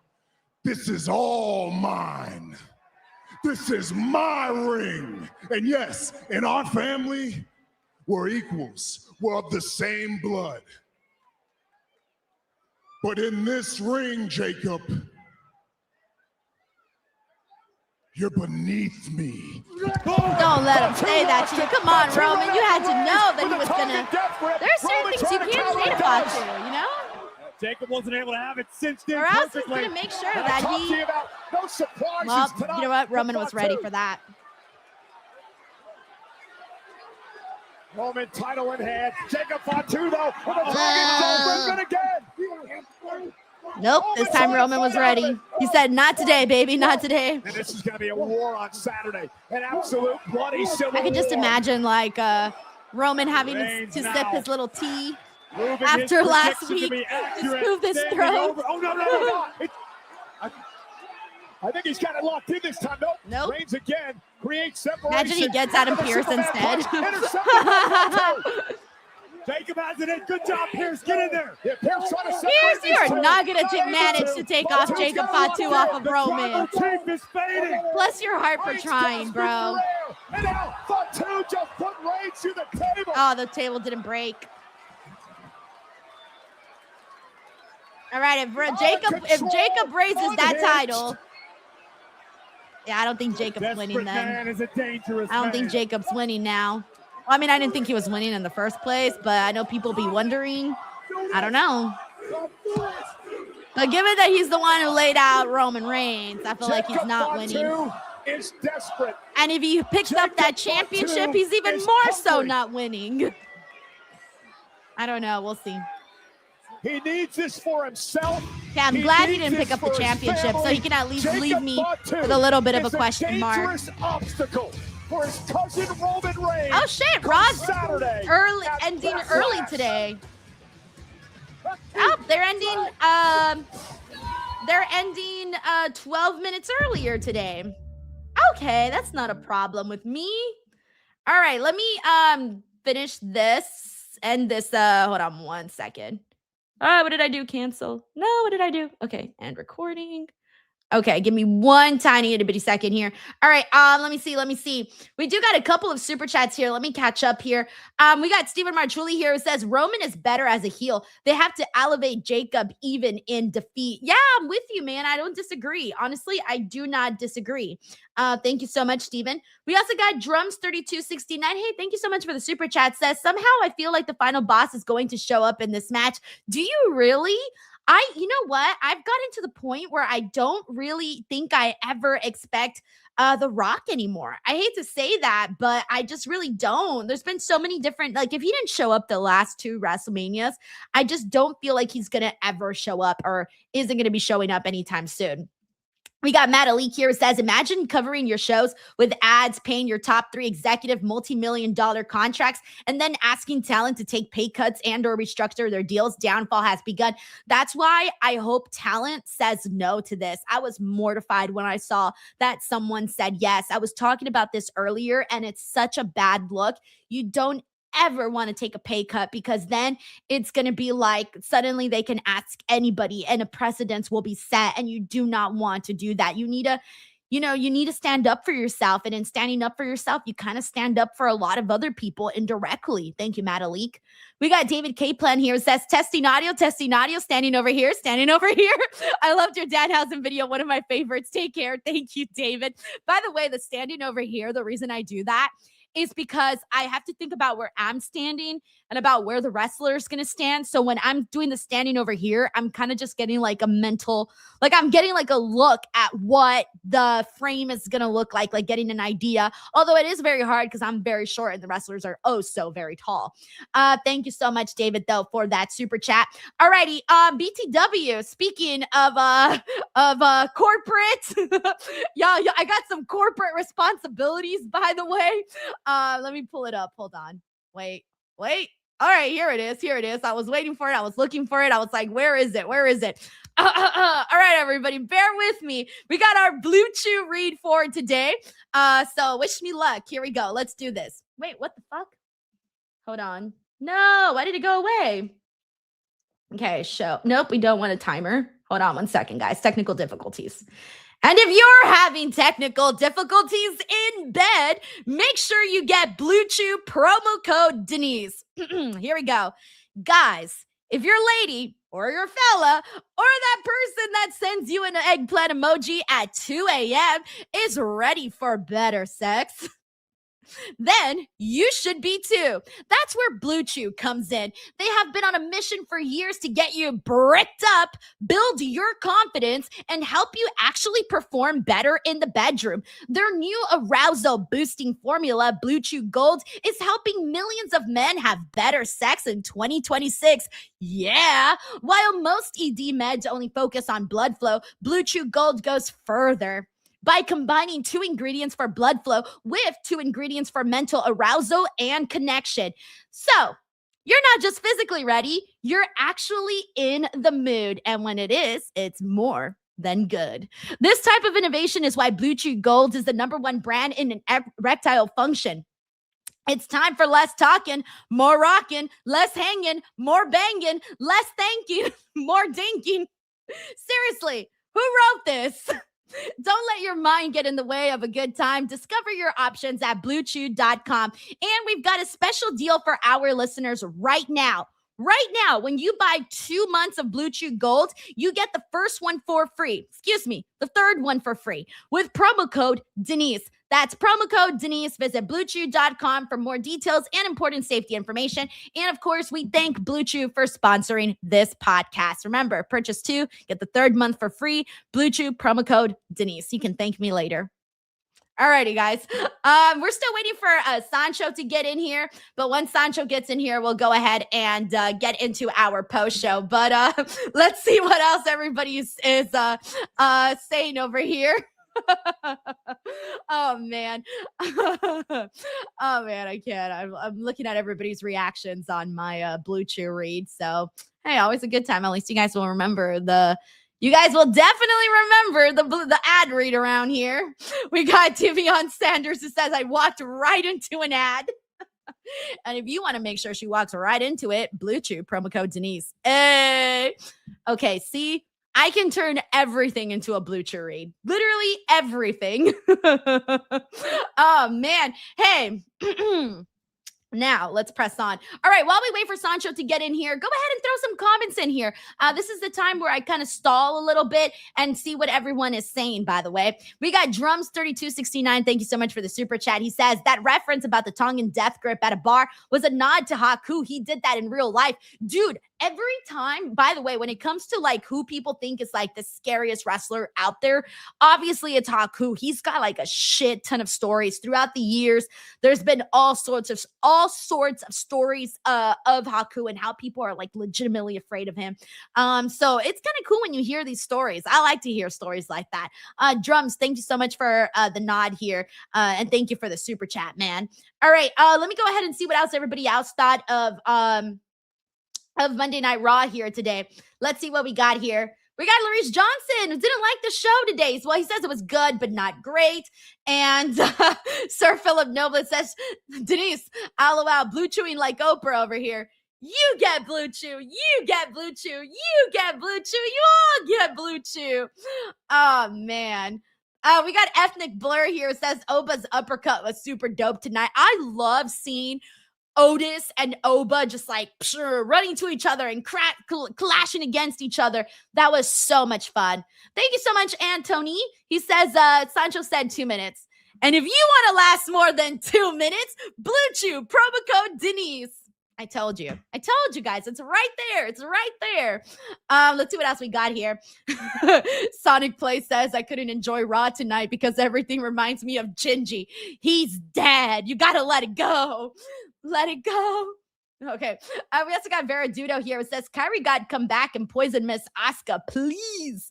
Man, I still don't think, I saw a report out today that said something about like, some people think that she might actually come back at Backlash, but the fact that they're not even mentioning her in the storyline makes me wonder if that's true or not. Like, they didn't mention her last week. They didn't mention her this week. I'm really starting to wonder. So we'll see. Oh, man. All right, let me go through some more comments here. Mr. Muscle says, check under your 400K WrestleMania chair. Can you imagine? Technically, with the prices of WrestleMania chairs, tickets, I feel like if you are in like the first couple of rows, you should probably get a goodie bag. Like, not just the chair, but you should be going down and getting a t-shirt, a hat. I know I'm asking for too much, but that would be kind of nice. Just a little extra, even though they'd have to give you practically a car at that point to justify the ticket prices, but whatever. We got a CC Titans fans who says the way Oba tossed Otis like he was nothing was very impressive, and Otis ain't a small man. When he lifted up Otis, oh my God, I was so nervous, especially with like the positioning of Otis's legs, the way that it looked. I was kind of concerned there for a second. We got Dragon Knight who says, rip gingerbread man. Matthew Lee says, fire Sancho, fire Sancho. I'm going to start singing the Joe Hendry song. All right, let's go through some more comments here. Hey, what's up, Platinum Patrick? Thank you for being here over on Twitch. We also got DJ, who's also here with us on Twitch as well. Thank you for hanging out with us. Tiffany says, not the gumdrop buttons. I love it. Thank you so much for the kind comment, Hassan. I really, really thank you for that. Let's see. Oh, what? We got the 06 here who says, I met Haku. I met Haku at a Denise once. What? Hold on. Our group chats for a picture. He asked if he can finish his dinner. We had to go, and he said if you still want a picture, we got it. Oh, so you met? What? No way. For reals? I don't know. Okay. That's really cool, though, if you did get to meet him. All right, let's see what else we got here. This is sweet. We got Danny Havoc who says, my girl loves you more than I do at this point. Keep up the good work. Yes! I love bringing in more girls to pro wrestling. Very happy about that. Every time I see because I look at my audience demo across all of my different social media pages, my Instagram finally got up to 13.5% female audience. believe it or not, in pro wrestling, that is actually pretty freaking high. Before it was a little bit lower, and I'm pretty sure other channels have even less. But I was very happy to see that that percentage has gone up for a female audience on my Instagram page, at least. I haven't checked the other ones in a second. I don't remember them off the top of my head, but I do look at that, by the way. Thank you so much, Mark, for the love. I appreciate that. I'm still waiting for Sancho, so don't mind me, guys. I'm just stalling for time. I'm reading people's comments and just killing time until Sancho gets in here. And I know Connor says Sancho late, taking a page out of Santi's book. He's being a diva. Oh, look, the diva's here. Let me roll out the red carpet, diva. I love how you came right in as I was reading that message. Say my name and I appear. Denise, I'm early. I'm always on time. Santi would make you wait till like 9:45. All right. There's no, oh, actually, I don't really know. He has made me wait quite a while. Exactly. He's the one that has to read all his bits. He doesn't even read your chat unless you give him super bits and whatever, super chat. Damn, you're out here blasting Santi.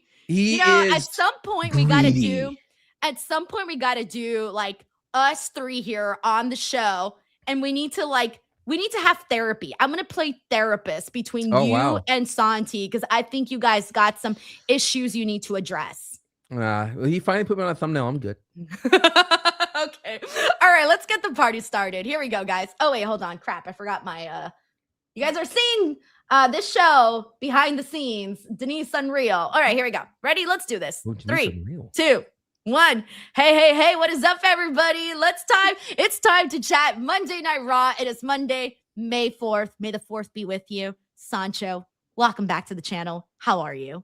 You like Star Wars? I did not know about that. You did. Oh my gosh, I'm like the biggest Star Wars fan ever. I have a Star Wars tattoo. Yeah. No way. Yeah, I have a little Chewbacca right in like a tramp stamp. Like the tramp stamp area. I hate to say it, but I have a little. Yeah, it's a little baby Chewbacca. A liar. You have a baby Baka on the back of? Get out of here. I'm being serious, Sancho. Like dead ass. I'm being serious. I would have to take your word for it. Yeah, I was gonna say I'm not gonna flash everybody right now with my Chewbacca tattoo. And no, we're good. I'm happy for you. That's a bold choice. Why Chewbacca on the back of?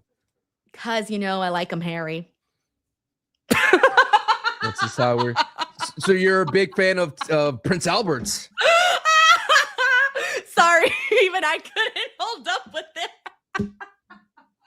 I'm just kidding, Sancho, okay? I don't want you to actually think I'm walking around with a Chewbacca tramp stamp.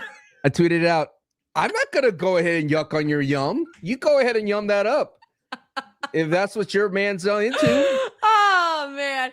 Oh, we're supposed to be talking about Raw, by the way. We are talking about a Raw here, all right? Calm down. Yeah, slow down. Slow down. Monday Night Raw. Here we go.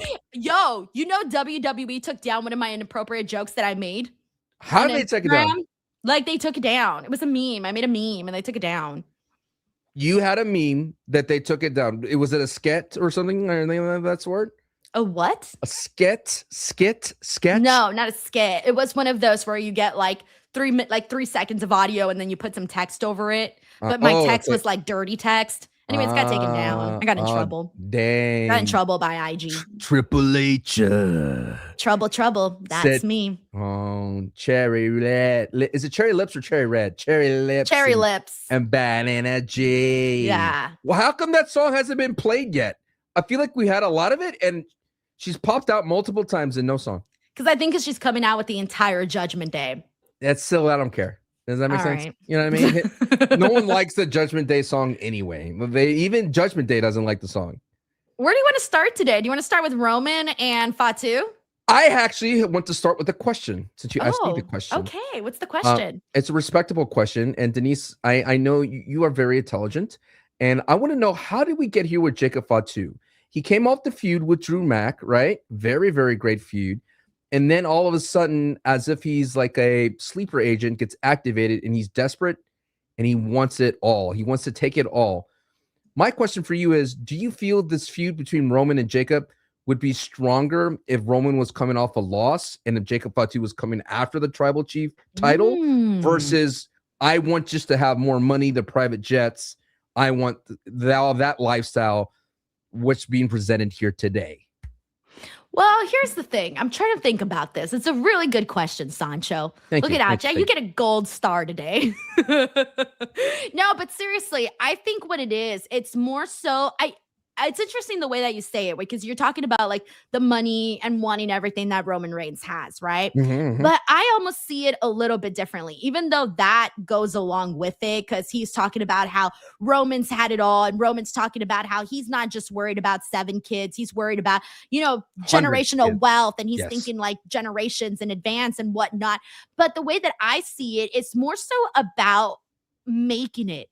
And to me, Fatu believes that, I don't think he truly believes he has made it until he actually defeats Roman Reigns. Because as we know, Roman Reigns is the head of the table. Roman Reigns is the tribal chief. He's all of these things, right?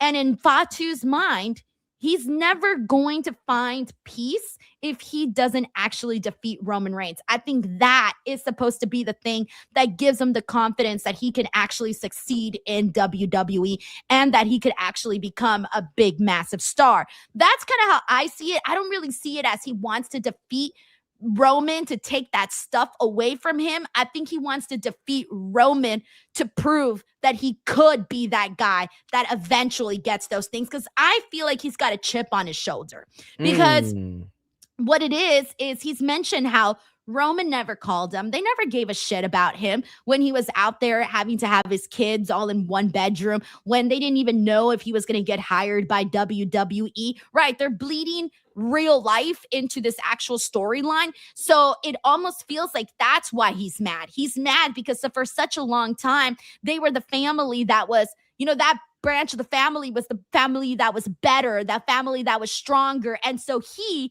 has a chip to prove, I don't know if you've ever seen that, like in real families, where there's always that one sibling who might be more advanced in life than the other one, and then there's some sort of resentment there. See, that's what's interesting. I feel like you've communicated that much better than what was presented today and what's been presented in the past. I think we got hints of Roman saying like, hey, you're not ready for this. You're not ready to be the head of the table and things of that sort. And I felt like that's what was missing in this promo, because he kind of alluded to it with saying like generational wealth. I worry about all the families. I wish Roman kind of put a pin in it all and said, I am the head of the table because I could carry this burden. You can't carry this burden because you're only thinking about the title. This is bigger than the title. And I wish the WWE was leaning more on that this is more than this world title, because Roman is focused on, hey, this is not the secondary title anymore. I made this title now.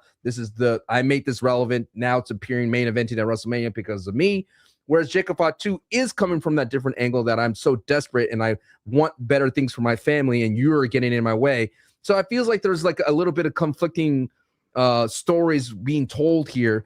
But at the end of the day, I would definitely say that I feel that when it comes to what you just said, I think that frames it a lot better for me than what's being presented. Yeah, because Jacob Fatu is a baby face. He's not a heel, even though he's doing crazy things. And yes, he's going, above and beyond by going and hitting that tongue in death grip. That's because I feel at the end of the day, he's more street-like, where they've mentioned that in his story. We've seen the real life videos where Fatu has legitimately punched a fan in a crowd, right? So he handles things different. Now, just because he handles things different doesn't make him a bad guy. Just because he's a little bit more of a loose cannon, he just has a different way of handling the stuff. But I think all in all, there's good intention. Like when I was listening to Fatu's promo today, when he was talking about how he feels his back is against the wall, and it's not just all gas, no brakes, doesn't mean that it's not slowing down, that means he's always moving forward.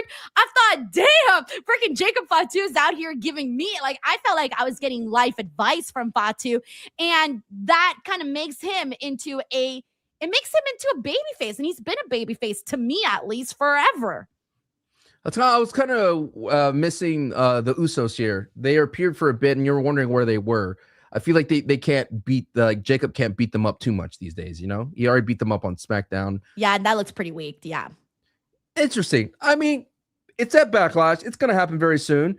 Are you having the conflicting thoughts in terms of predicting, because what may be happening outside of the ring may influence what's going to happen in the ring at Backlash? So many of you guys have probably seen that Roman Reigns has been taken off. I believe it was the June dates of Raw, right? Yeah. And there was all these questions surrounding why was he announced and then The European tour. The European tour. Thank you so much, Sancho. And there was all these people wondering, like, no, I think he was also taking off some Raws, wasn't he? But those the Raws overseas, right? Yes. Okay, thank you. And so I know a lot of people were wondering, okay, what is going on? Is there more to the story? I think as of late, PW Insider reported that it was a clerical error, whatever the hell that means. Okay. Someone uploaded the wrong thumbnail. Sure, my guy. I don't know. I find that kind of hard to believe because Roman Reigns is not just anybody on the roster. Right. He's Roman Reigns. So when you have him appearing on the show and you have him announced for the show, you know it's a big deal because that's going to be a ticket mover for a lot of people. You'll be like, oh shit, Roman Reigns is on. It means more when Roman Reigns is on, whether you like the guy or not, it does. And that's why I was kind of like, ooh, that's not really the great look. And then I think I saw somewhere that he wasn't scheduled to be, I think they said on Night of Champions or something. So that's why he's not supposed to be on those shows, whatever. So now people are thinking, oh, so because of all of that, there may be a chance that Roman might actually drop the title to Jacob Fatu. So Sancho, when you were watching this closing segment, I don't know if you were thinking like me, but I was looking for signals to tell me whether or not Fatu is winning the title. Usually in these go home segs, you can usually tell what's going to happen based off of how it plays out. So Fatu was the last one standing above Roman. Now, on the bright side, he didn't lift up the championship. Had he lifted up the championship, I would have thought, oh yeah, sorry, Fatu, you ain't winning shit at Backlash. But he did take him out, though. And usually what we see in pro wrestling, when we do see guys get taken out like that, that's usually because, hey, they're going to lose the day come of the championship match. Yes, but it's a Roman Reigns match. And even though we got a clean match between him and CM Punk, I don't think we're getting a clean match between him and Jacob. No. Who knows? Who knows? Do we get another Bloodline member? We lost a lot of Bloodline members. We lost Hangaloa. We lost JC Mateo and the MFT side of things. We've pared down to a lot of lean Bloodline storyline. Does that mean we're going to get an additional Bloodline member to add more fuel to the fire? Who knows? People want it, but I feel like, see, I'm that person that doesn't feel like we have to have it in order to justify the story, in order to make the story. But people love debuts. They love surprises. They love wondering who's this person, and I want to get excited about that person and all of that. And now Zilla, by the way, we've had him here on the channel, Sancho, and he's got a great presence, a great personality, but he's still also very new. He's been making his name in the indies. He's been doing a lot with House of Glory, wrestled MJF, you name it. He's got a really good personality, though, and I have felt that they have brought in, like, for example, when they brought in Solo Sikoa, I thought they brought him up to the main roster so fast, like faster than they even should have. So who's to say that they wouldn't bring in Zilla fast? I think that would be a great indicator that they are trying to get younger by bringing in Zilla. And that will be a great way to cement the future of the Bloodline, because the Bloodline has only the youngest member is Solo Sikoa. So that'd be nice to have Roman as someone who is the mentoring Zilla Fatu. And I think that would actually add so much stock to Zilla Fatu beyond just being another Bloodline member. It'd be him actually working with Roman very closely, and he could be his new enforcer. The same kind of rub that he gave Solo and the same kind of rub that that Jacob got from Solo in the same vein. I think it would work really well, considering that there's less members in terms of losing, like I said, Tala Tonga, losing JC Mateo. There's just less people to focus on in that Bloodline. Yeah, there was a couple of people, even though I thought, okay, I can see why WWE might have released, some of the MFT members. I get that it wasn't, whatever it is that they wanted, it wasn't happening. But I was a little surprised, though, because I think there was some people that I thought, given their associations, that I thought maybe would be able to escape that. Sure. I think for sure we're gonna. I am speaking to that really briefly. I am shocked I didn't hear a single New Day Rocks chant in Omaha. It's kind of a bummer. I thought you're right about that. I didn't even think about that. Yeah, you're right. You're right. It's crazy. It's just crazy. I think I've noticed the changes because I've watched a lot of Raw when it comes to VPN and seeing commercials. I have noticed that they don't have talent that is not in the ring do a promo during commercial. Nearly all the talent was on commercial promos. They appeared in the ring at some point in the night.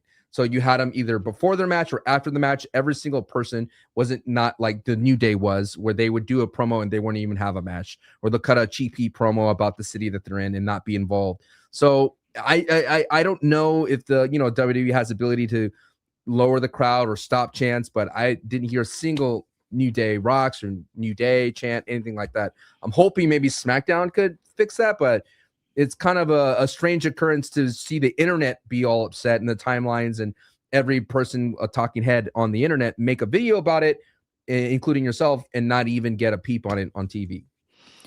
We did get it for Kyrie. I think I don't know what it is, but there are certain people that do get those chants. And I also think I'm almost wondering if they chanted primarily for the people that they believe might actually have a chance of coming back. Oh, that's a good point. That's a valid point. Because maybe they're thinking, oh, well, you know what? I guess the New Day is done. It's mutual.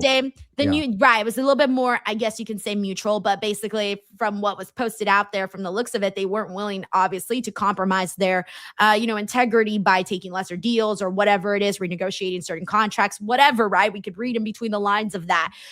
So I think because of that, maybe people felt like, okay, if we chant that, maybe it's a waste of breath. I don't know. Whereas like if they chanted for example, for R-Truth and Kyrie, those were probably the biggest ones that people were chanting for, because there was a chance that they would actually come back. That's an interesting way to put it, as if they understood that it was the New Day's, even though read between the lines, it was their choice as well to depart. It's kind of a hard situation to be in. Either you take less money or you go and bet on yourself. It is interesting what both Kofi and Xavier posted from their separate ways. It does feel like they're all going to continue to work together. I'm hoping that's the case. I'm hoping they appear in AEW, because that's the prime spot for them, and they could do great things over there in the ring and beyond the ring, because that's what people don't understand. New Day did a lot of going to the television, news stations, doing a lot of radio shows. Like, they were great ambassadors for the WWE. So whoever picks them up are going to pick up great ambassadors as well. Yep. We got Logan M07 here, who says that Soruka botch was AI. It was a little one, but she picked right back up. Like, it was very fast. The entire segment was great. I think Adam Pearce getting sucker punch was great. I think Becky Lynch did the perfect amount of weaseling. And you could forgive those kinds of things for Soruka, because she's going to be a star. Yeah. Speaking of this segment, we might as well get into it here. So Soruka went out there and she signed her WWE RAW contract. Very happy for her. And I was waiting to see who was going to be the person that came out to interrupt. I wasn't really expecting Becky, but it was, now that I think about it, pretty obvious that it should have been Becky, because what else is she really doing right now? Right. Not that much. And then I was wondering, are they going to make the match tonight?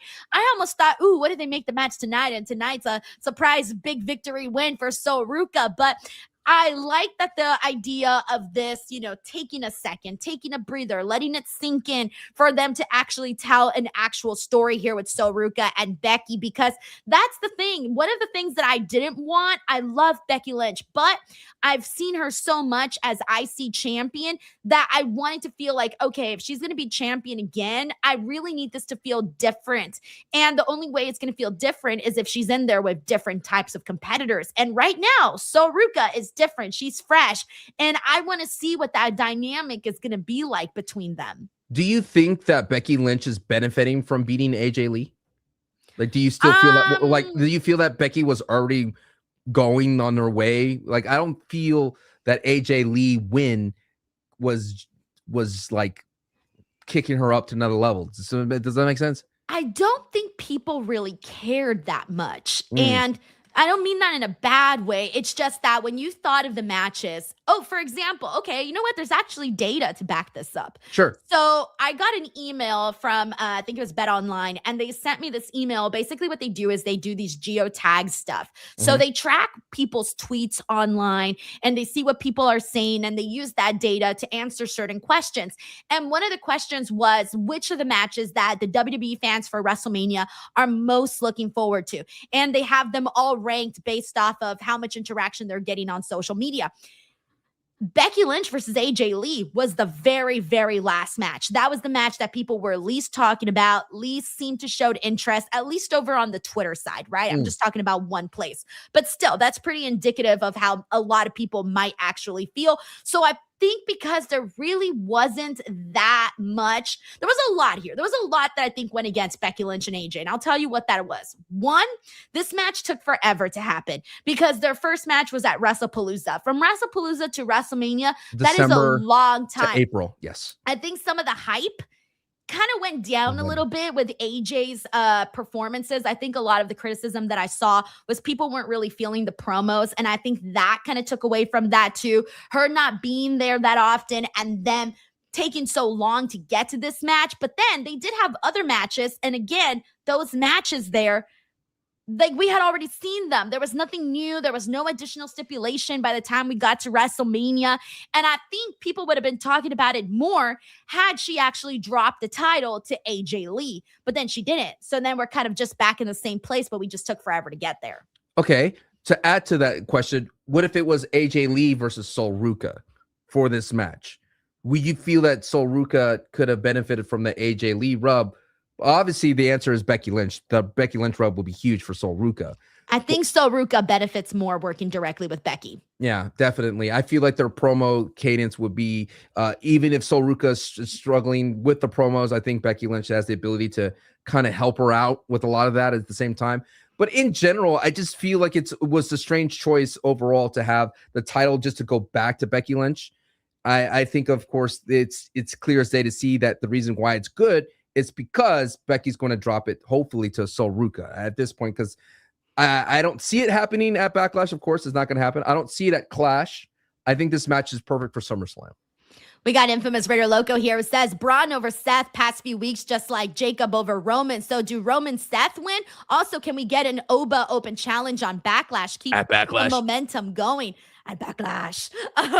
Okay, so there's a couple of things here that Frank just reminded me of, by the way. We did get a Roman Reigns and Seth Rollins little mini moment right at the top of the show. By the way, I forgot to mention. Get out of my way. Yeah. I love the start of Monday Night Raw with Roman coming out there being all pissed, then being disrespected, and then Seth being like, okay, they have their confrontation and then move out my way. Like, this is my segment. And then Seth Rollins instantly getting attacked by Braun Breaker. I loved how it was go, go, go, and everything was so unexpected. I love when Raw starts that way. And then we got a match in 9 minutes in. Yeah, see, thumbs up on that. But okay, so, we need to talk about like Braun, and there's a lot here with Braun and Seth, man. What can I say? I'm a fan of Braun Breaker, man. I do want to see him defeat Seth Rollins, but I also feel like it doesn't have to happen at Backlash. I feel like they could actually stretch this one a little bit more. And I know you guys are like, damn it, Denise, we're stretching every damn feud. I get it, but I think there could be a little bit more to this. I felt like this was a great episode for Braun Breaker fans because I feel like Oba has been the conversation for a lot of that new generation. And this reminded a lot of people that Braun Breaker is still that dude. Yes. Thank you. I agree. Because for such a long time, you got to understand, like, Sancho, I'm a Braun Breaker girl. Like, I've been Braun Breaker stan? Yeah. Do we have a name? Is there a name for Braun Breaker stans? The Breaker besties? Breaker besties?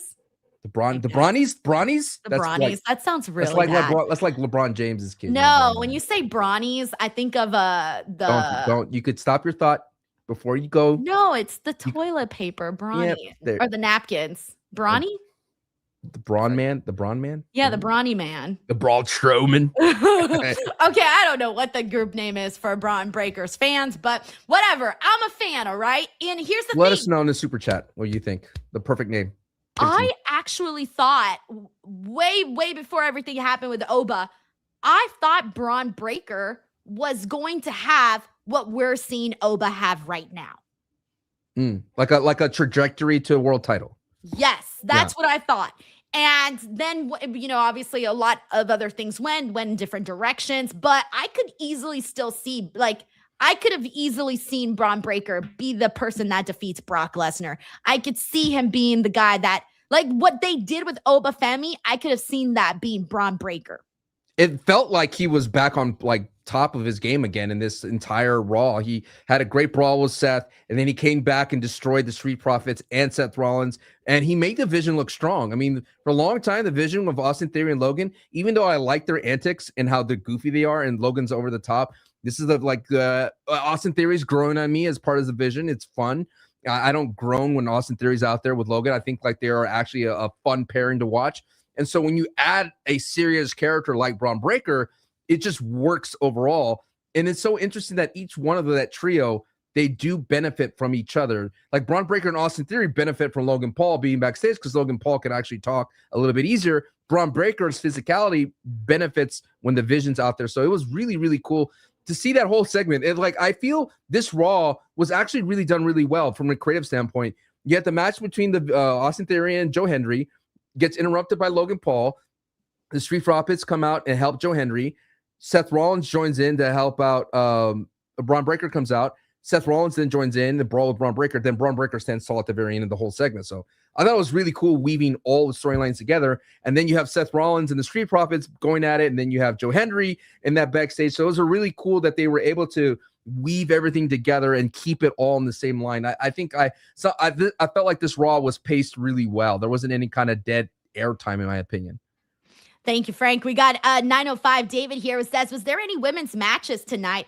They had the hold on. We had the Judgment Day out there. Did we have any women's matches? We had the Soruka stuff with Becky Lynch. We had a backstage segment with Raquel and Roxy saying that they wanted to get the world title, the tag team titles, and then Bailey and Lyra interrupt. We didn't have any women's matches. Look at this. We had the Io and Asuka segment take up a good chunk of time as well, because they were setting up their match at Backlash. See, my mind was tricked because in my mind I was thinking, Roxanne was out there and so was Liv Morgan, but they weren't actually in the matchup. We didn't have a women's match today, but we did have a lot of women's segments and, furthering those storylines as well. Thank you so much. We got Casey Poole here who says, Denise is not allowed on the gingerbread train. I don't want to be on the gingerbread train. He says, Oba challenge is off to a great start, but where does this lead to? When does he get a real opponent? So let's talk about this. Because Oba Femi goes out there and I'm like crossing my fingers and I'm like, let it be someone good. Let it be someone good. Then Alpha Academy music hits and I'm going, okay, yeah, but who is it? They made it seem like it was Tozawa. And I was thinking, I love you, Tozawa, but no, like, let's not do that. And I thought they're going to probably either going to do Tozawa and Otis. Tozawa and Otis. I thought what we would do, but Tozawa chickens out, and then Otis is the one who goes up against Oba.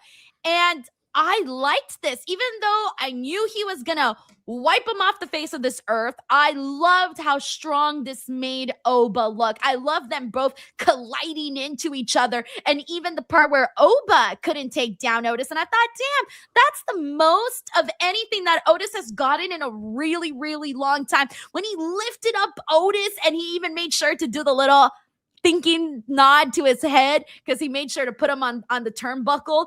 There was a lot there that I enjoyed from this, Sancho. I was a fan, even though I was expecting a different opponent. I am going to expect a lot of the people on the internet to feel that this is a step backwards because they were expecting perhaps a Sheamus type character to show up, which might be the end goal. This is a type of booking that makes Oba more of an attraction versus him building towards storyline. But I think it's like we have to be patient with it because it does feel like not a hard reset because he still has the win with Brock Lesnar as well as retiring Brock Lesnar. But I think this is just going to set up a strong feud for him in the future because it's like essentially, and just imagine a whiteboard and like who is Oba going to feud with? And rather than be it done in the creative room where they're just crossing out names, not Otis, not Rusev, it's just being played out in the ring, which I rather have action-wise versus it being played out in creative. And then all of a sudden, we hot start a feud with Sheamus. And we're like, okay, how did we get here? Well, we got here because we saw multiple challenges and only Sheamus was able to be the one that kind of gave Oba some issues. But beyond that, I think people are going to have to be patient with this because I think this is just a delay stall tactic for Oba to get ready for King of the Ring. But I also do appreciate the random matches. Like, I'm okay with that, Like I said, I was kind of like, oh, that's not what I was expecting. But then look at me. I ended up enjoying, those 2-3 minutes that we got? It's because you've been so like indoctrined or conditioned that everything needs a story in the WWE, but not necessarily everything does. That's why we enjoyed AJ Styles versus John Cena. No story. It was just a banger of a match because there's these two pro wrestlers going at it. So I'm expecting more of these meat on meat actions for Otis. Okay, I will give you 5 gifted if you guess the next opponent for Oba challenge. Oh, okay. And you have to be on the money. I have to be on the money. When the bell rings, they're standing to side to side. Can I look at the roster so I can think? Sure. Okay, give me 30 seconds. Give me your super chats, chat of here. who's going to be Oba's next challenger. This is a whole week. Remember, this will be after Backlash as well. So hold on. I'm thinking here. Lots of things at play. Some people like it looks like Casey wants. Though someone said they wanted it at Backlash, which would be interesting for Oba to have an opponent at Backlash, but I don't think that's going to happen. So this is just to be clear, I want you to predict the next Oba challenge opponent at Monday Night Raw, not at Backlash, because they may. I'm looking at the options on the Raw brand, and there are there aren't that many. Like Not honestly, that many. Top options would be like, okay, we already Give me spoke one. about him. Sheamus, Ali Knight. I don't think they'll do Ludwig Kaiser right now. None of the Creed brothers. Ivar, they already did that one in a handicap match, so that's out the door. Fuck, there's not that many options. If I go with Sheamus, I'm gonna sound boring. Why don't you go down to NXT? Might be an NXT guy. You think an NXT person? Might be. I'm trying to think who I think would be ready to be in that spot right now. Someone. I was gonna say they could do Shiloh Hill and do something like where he's just a crazy person. No, there's no one from NXT that I would even say.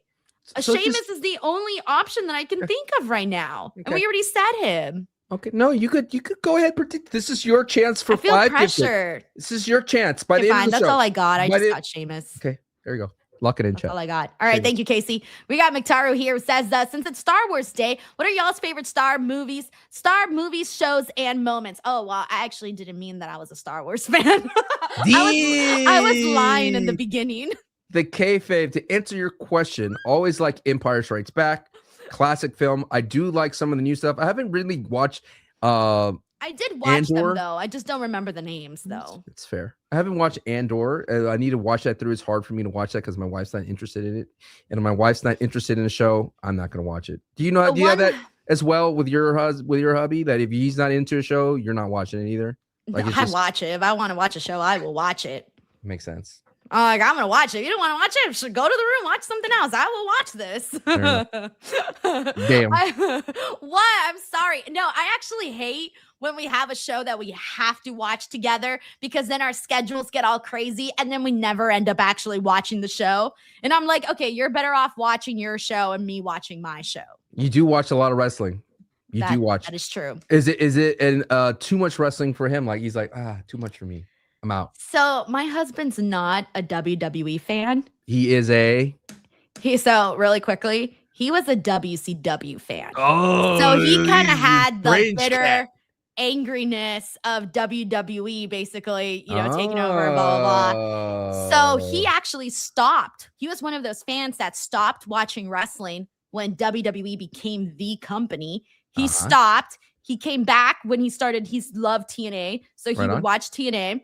And then all he would watch is lucha and Japanese wrestling. So my husband watches like DDT, Noah, All Japan, all of that stuff. He watches all of that.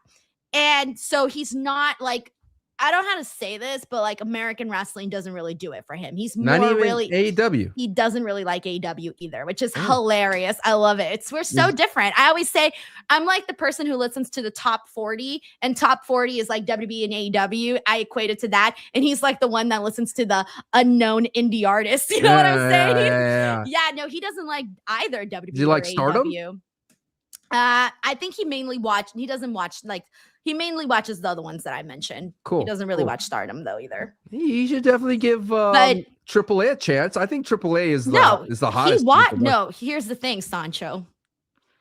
He actually watched AAA, before it became WWE's product. He's actually not a fan of the WWE version of Triple A. He's more of an OG when it comes to lucha. Like he knows lucha like nobody. Like my husband loves lucha. He knows Grande Americano. No, this is like he doesn't like the WWE. Yeah, but but he knows Grande Americano's legacy, right? His history that goes all the way back to the Sancho. Like, does he not? Sancho. Does he not? Bless your heart. How Bless can he your not heart. know Grande Americano was the heart. most longest history in families in luchador history? I'm done with you. Anyways, so he's very much into that type of stuff. Ask him be like, hey, did you know Grande Americano was around the very He'd probably beginning? roll over. He would Just roll keep, over and just be keep like, doing that. See what happens. no, I don't want to look like a nerd. Come on. Like this man knows serious lucha. Like he knows what it was. He knows the history of all of this stuff. So he knows Grande like, Americano. Like he didn't just start watching because WWE took over. Like, no, like that's not what he does. So he's appalled by Grande Americano versus OG Grande Americano. I will not answer any more Wow. of these questions. Wow. My favorite moment in Star Wars? Can't beat the first one when they blow up the Death Star. That's a classic. We got Anthony Giuliano here. It says, can we talk about how great Soruka looked besides the misstep for the Soul Snatcher? I see Soul winning the Icing soon. I love Soul. But you know what? I don't often see Soul mess up when it comes to the Soul Snatcher. I feel like that was one of the first times I ever saw like a little hiccup there. Ropes are slippery, man. And as an LA Knight fan, I get that. By the way, as an LA Knight fan, I'm worried. This is the first Raw after a lot of cuts, and he wasn't there. So Okay, maybe he'll face Oba Femi. Would you want to see that? And beat Oba Femi? That'd be great. Oh, get out of here, Sancho! Get out of here! Get out of here! Yeah. Honestly, if that were to happen, I think you would see an angry mob of people with flame torches running in your direction. I would be like this. Yeah. And I'd be like, burn them at the stake. If you look at the history books, who would be the first loss for Oba Femi? LA Knight. Yeah. That'd be crazy. But for reals though, what can LA Knight do? Every time that there's something involving the Vision, you thinking, oh, maybe LA Knight would join the fray. He's not the one that they picked to fight. He's the one that has the longest beef with them. And he continues to be the third chair for the LA Knight and the Vision. Blows my mind. We got Saif Din here who says, hi, it's been a while. Good to have you on. He says, Vision Trio works so much better as young frat boys without Bronson Reed. I love Bronson Reed. He says, Triple H pushed Braun hard tonight. Sink or swim for him. Trick and Oba lapped him. Feel bad for Otis. Was crazy over at one point. He was crazy over at one point. Versus Chad Gable. Yeah. Agreed. Here's the thing, like, I think Trick right now is more popular, but I get more of a kick when Braun Breaker's in the ring. I prefer Braun Breaker matches over Trick Williams matches. So even though Trick is more popular right now, I feel that Braun Breaker's just more exciting to watch. Blows my mind that people forgot about Braun Breaker that fast. Right. Isn't that crazy? Like, what? Mm-hmm. Yeah, no, I feel the same way. Thank you so much, Saif. We got Dops here who says, OTC being like all about family. He did nothing that would elevate the women in the family. Like Naomi got 0 chances at the title. The women are not considered family by the OTC by the looks of it. I mean, Naomi eventually did get her moment, but it did take a really, really long time. Yeah, and Thank then you, Jimmy ruined it. Damn, Sancho. What a heel. But no, I agree with that, but I don't blame that on the OTC. I think that's the WWE's fault, not like, because I've always felt that Nia should have been involved with the bloodline in some point of way as a way to get at I thought in my mind during that whole Punk feud with Roman, I thought they would send out Nia to stop AJ Lee at some point. I thought that would have been a cool moment, putting her in the bloodline umbrella. She does acknowledge that she's part of the family. She does talk about it. So I'm surprised why the WWE doesn't pull that trigger as well. Maybe that's also the reason why she came back. Remember, she was away for a while. She came back and she definitely is in great shape too. So she's putting the work on it herself. But I mean, I feel like Tamina as well, not really mentioned. But I think when Naomi was on her way to out for her pregnancy, she was able to mention more of the bloodline, and that did she say the bloodline's getting another member? Like she did reveal that in her pregnancy. I think she did say that. So hopefully when they come back, that'd be sick if Naomi joins the bloodline. That'd be awesome.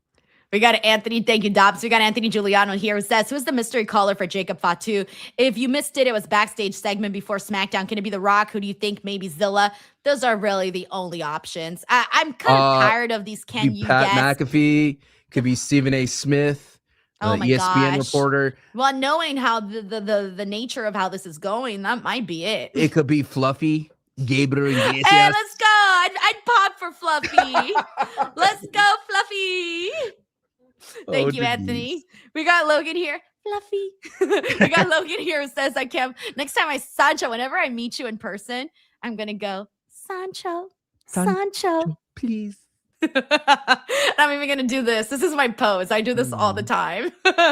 Is that your way to show people that you're respectful? Like, thank you so Yeah, much. I don't like- know why. I just do that all the time. Oh, And wow. I just recently realized it because I was going over my vlog footage and I didn't realize that my social media guy was recording and I saw myself do this and I'm like, oh, I always do that. That should be a cool little compilation.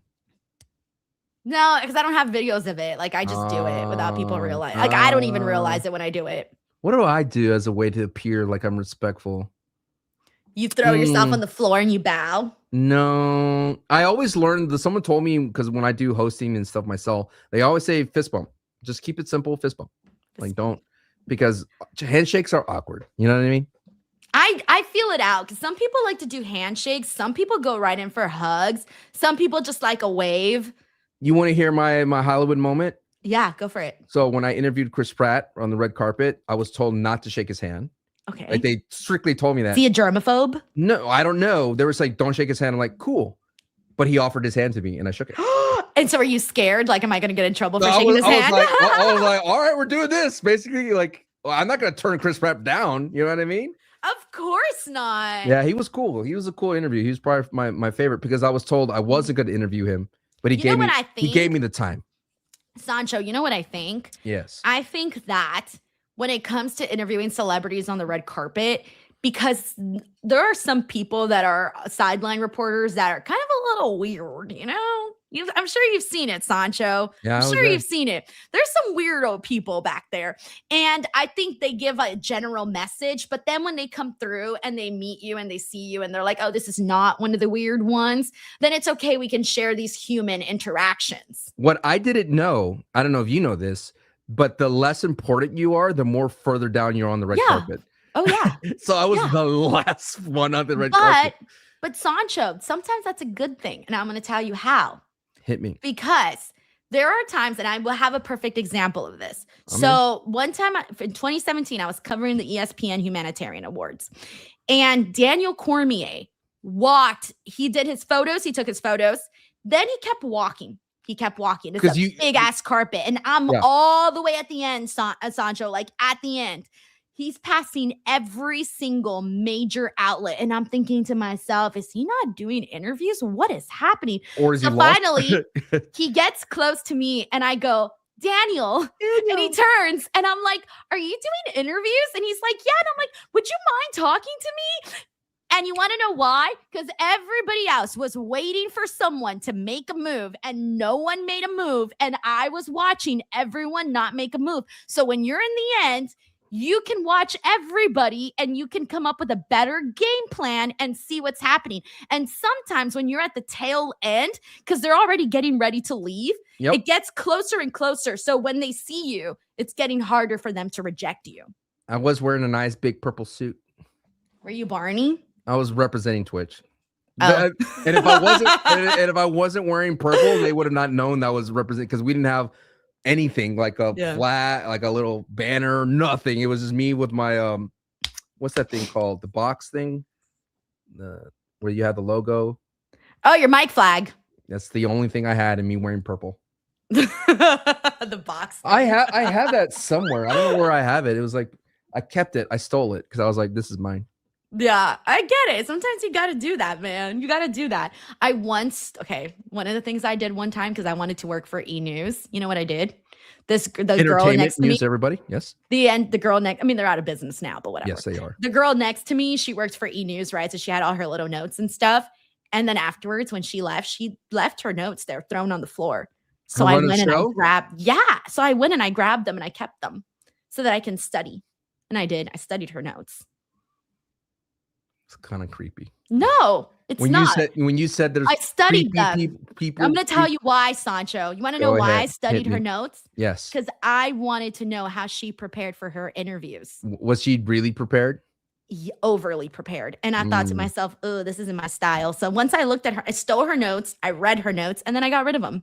But I wanted to know, how does E! News prepare their hosts? Because I want to work for them. So how can I, what do I need to know about how it works to work with them? You want Jackie's spot now, don't you? Would you be a WWE reporter? I've thought about it in the past. I wanted to, but now not so much. You're the I kinda perfect have my height. own world.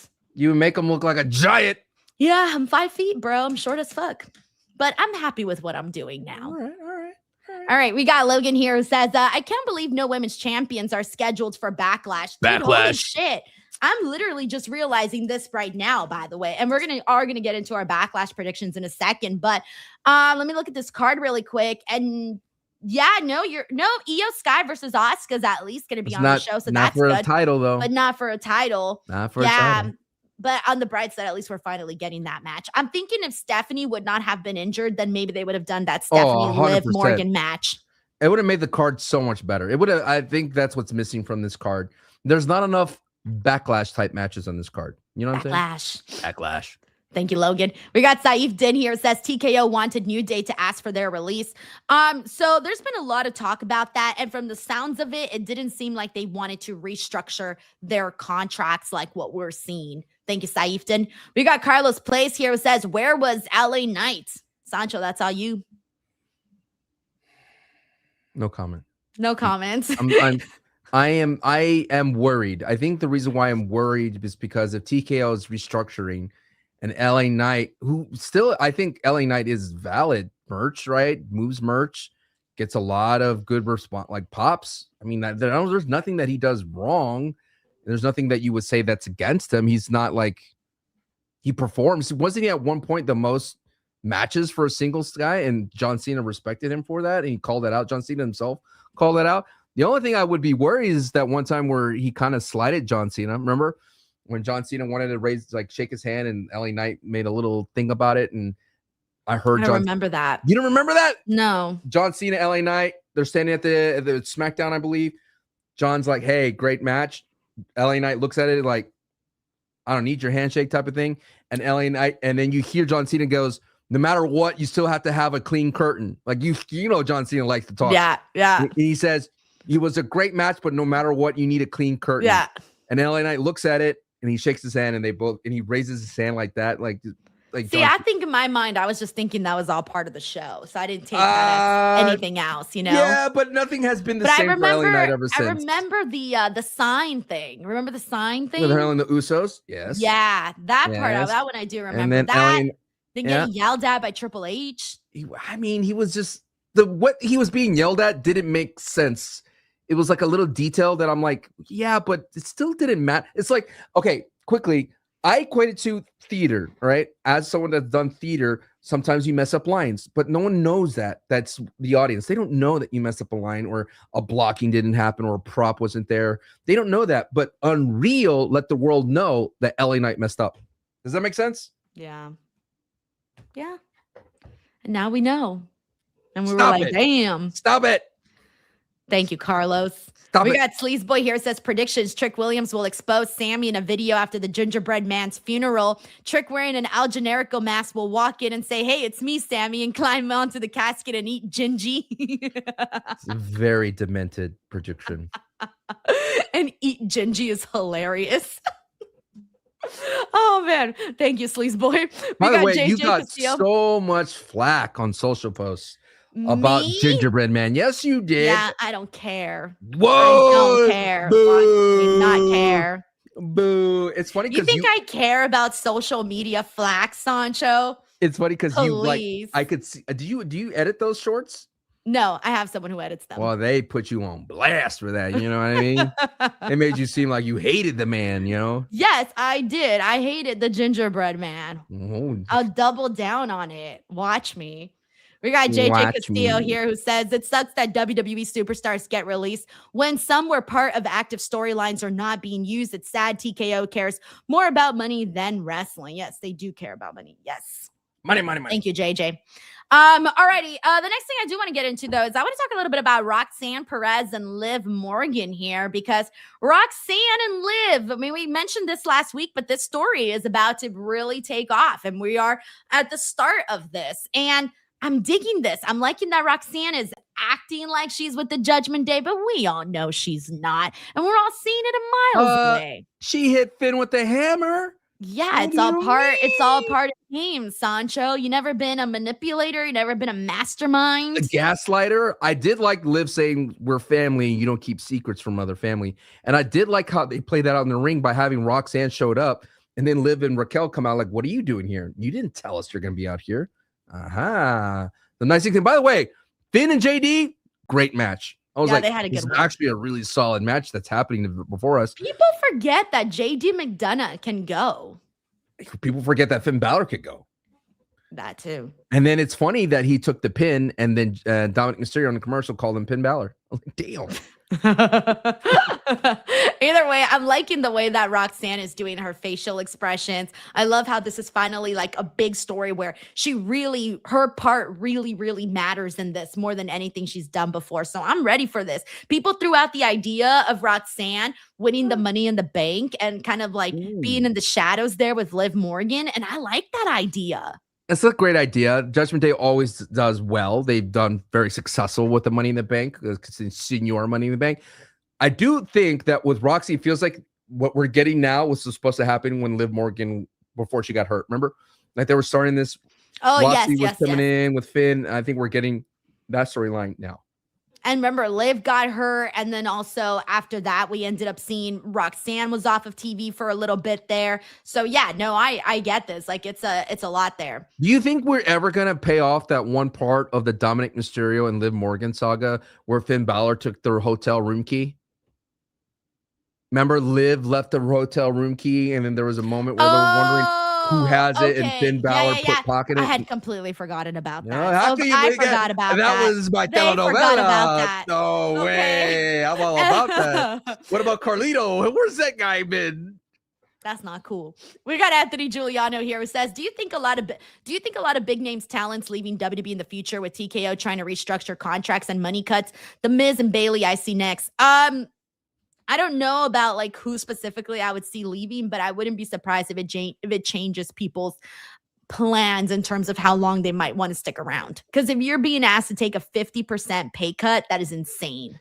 It kind of reminds me of the big boom that we had with streaming and advertising dollars with promotions and sponsorships. As myself as a streamer, it was crazy in the pandemic, and it created just this huge inflation of so much money was being tossed around. But then when everybody went back inside the outdoors and back to work, it feels like everything's now going back to the mean. And I feel like with AEW push the envelope further with contracts, and then with WWE having the huge success with TKO and WrestleMania 39 and 40, I feel like everything got ballooned up to when they had all those contract negotiations. But now that everything's settling back down and there's not that many advertisers, the ESPN deal is not doing so well, and things of that sort of coming back down, and the gate is getting lower for WrestleMania and all that.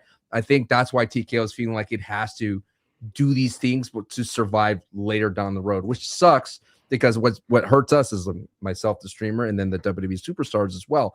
But I do feel that even AEW is overinflated with talent. Like there's not enough room for everybody. And you have to start asking yourself, would The Miz work in AEW? Probably not. Or he could retire because he's like a WWE lifer. But Bailey would work in AEW, but still so much women on that roster. So I feel like we're going to enter a weird part of the WWE and AEW TNA. This entire ecosystem is going to feel weird for a couple of months and maybe a couple of years. Yeah, I don't know. I'm really worried about this whole TKO stuff because if you followed anything that they've done and how they've handled what they've done with the UFC, you don't want to see that happen to WWE. You think that they're trying to get lean for any other reasons or just for themselves? Like they're not trying I think they overpaid for a lot of stuff, and they're out here trying to recoup some of their money back. Yeah, because when they bought, WWE was like on all cylinders. It was firing off. They had so much money flowing in, and it was part of the pop culture. Like the whole WWE Cody movement, that was insane. That took over. But you have to remember, I think TKO thought, oh, we're going to get The Rock. We're going to get Roman at all times because we're going to get CM Punk. and things are not working out that way for him. And maybe the crazy rumor of Roman to try and get him to restructure his contract, and Roman's like playing hardball. That's the kind of interesting drama I'm seeing, if like how that plays out. But I don't want to drink too much of the Kool-Aid. You know what I mean? Like I don't like reading dirt sheets too much, because I think it affects the way I look at the product. Well, I think it depends on what you're reading, because there are certain outlets that are credible and there are others that are not. I'm just reading what's on my timeline. You know what I mean? Don't read what's just on your timeline. If I see Fight Feel per Fightful, I pay attention. Body Slam, Meltzer report, all that stuff. I look into it, but I don't take it as gospel these days. You know. I will. I'll give you a list, Sancho. I'll give you. I don't know. I don't want to know. I don't want to know. I'm just trying to tell you. I'm just trying to make sure you're getting your info from good places. You want to tell me about Santa, and I don't want to know how Santa makes the toys. Do you understand? See, but okay. I guess it depends. Like for me, I like to know. I need to know. You know, it's important to know. It's important to know. I rather, if I know, then I won't make dumb guesses, and I like my dumb guesses. No, but there's a difference between knowing the business side and then getting storyline spoiled. I don't like to get storyline spoiled. I don't look at that. But then there's also making sure that you're aware of what's happening on the business side of things, because that's important. You should be aware of that.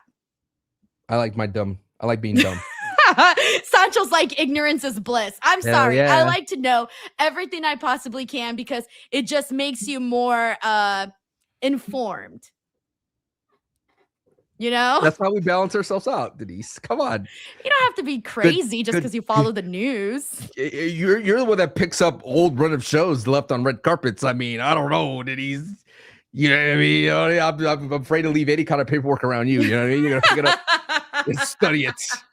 I am. I'm going to study it. Hey, how do you think I got this far? Yeah, fair enough. Yeah, you got to look alive. Look alive. I respect the game. All right, guys, let's do some quick Backlash predictions, by the way. Let's just hit it. Let's just hit it, all right? Let's do this speed round. Ready? We don't have a lot of matches. I know. All right, here we go. Seth Rollins, Braun Breaker. Who do you got? Braun Breaker. Okay, I got Braun Breaker too, because I'm just a big Braun Breaker fan. All right. He needs it more than Seth. That too. Io Sky versus Asuka. Io Sky. Damn, I'm gonna have to agree too, because I love Io Sky and I didn't like her being called Marty Jannetty. All right. Io Jannetty. That's crazy. Oh, God, I hate that. All right.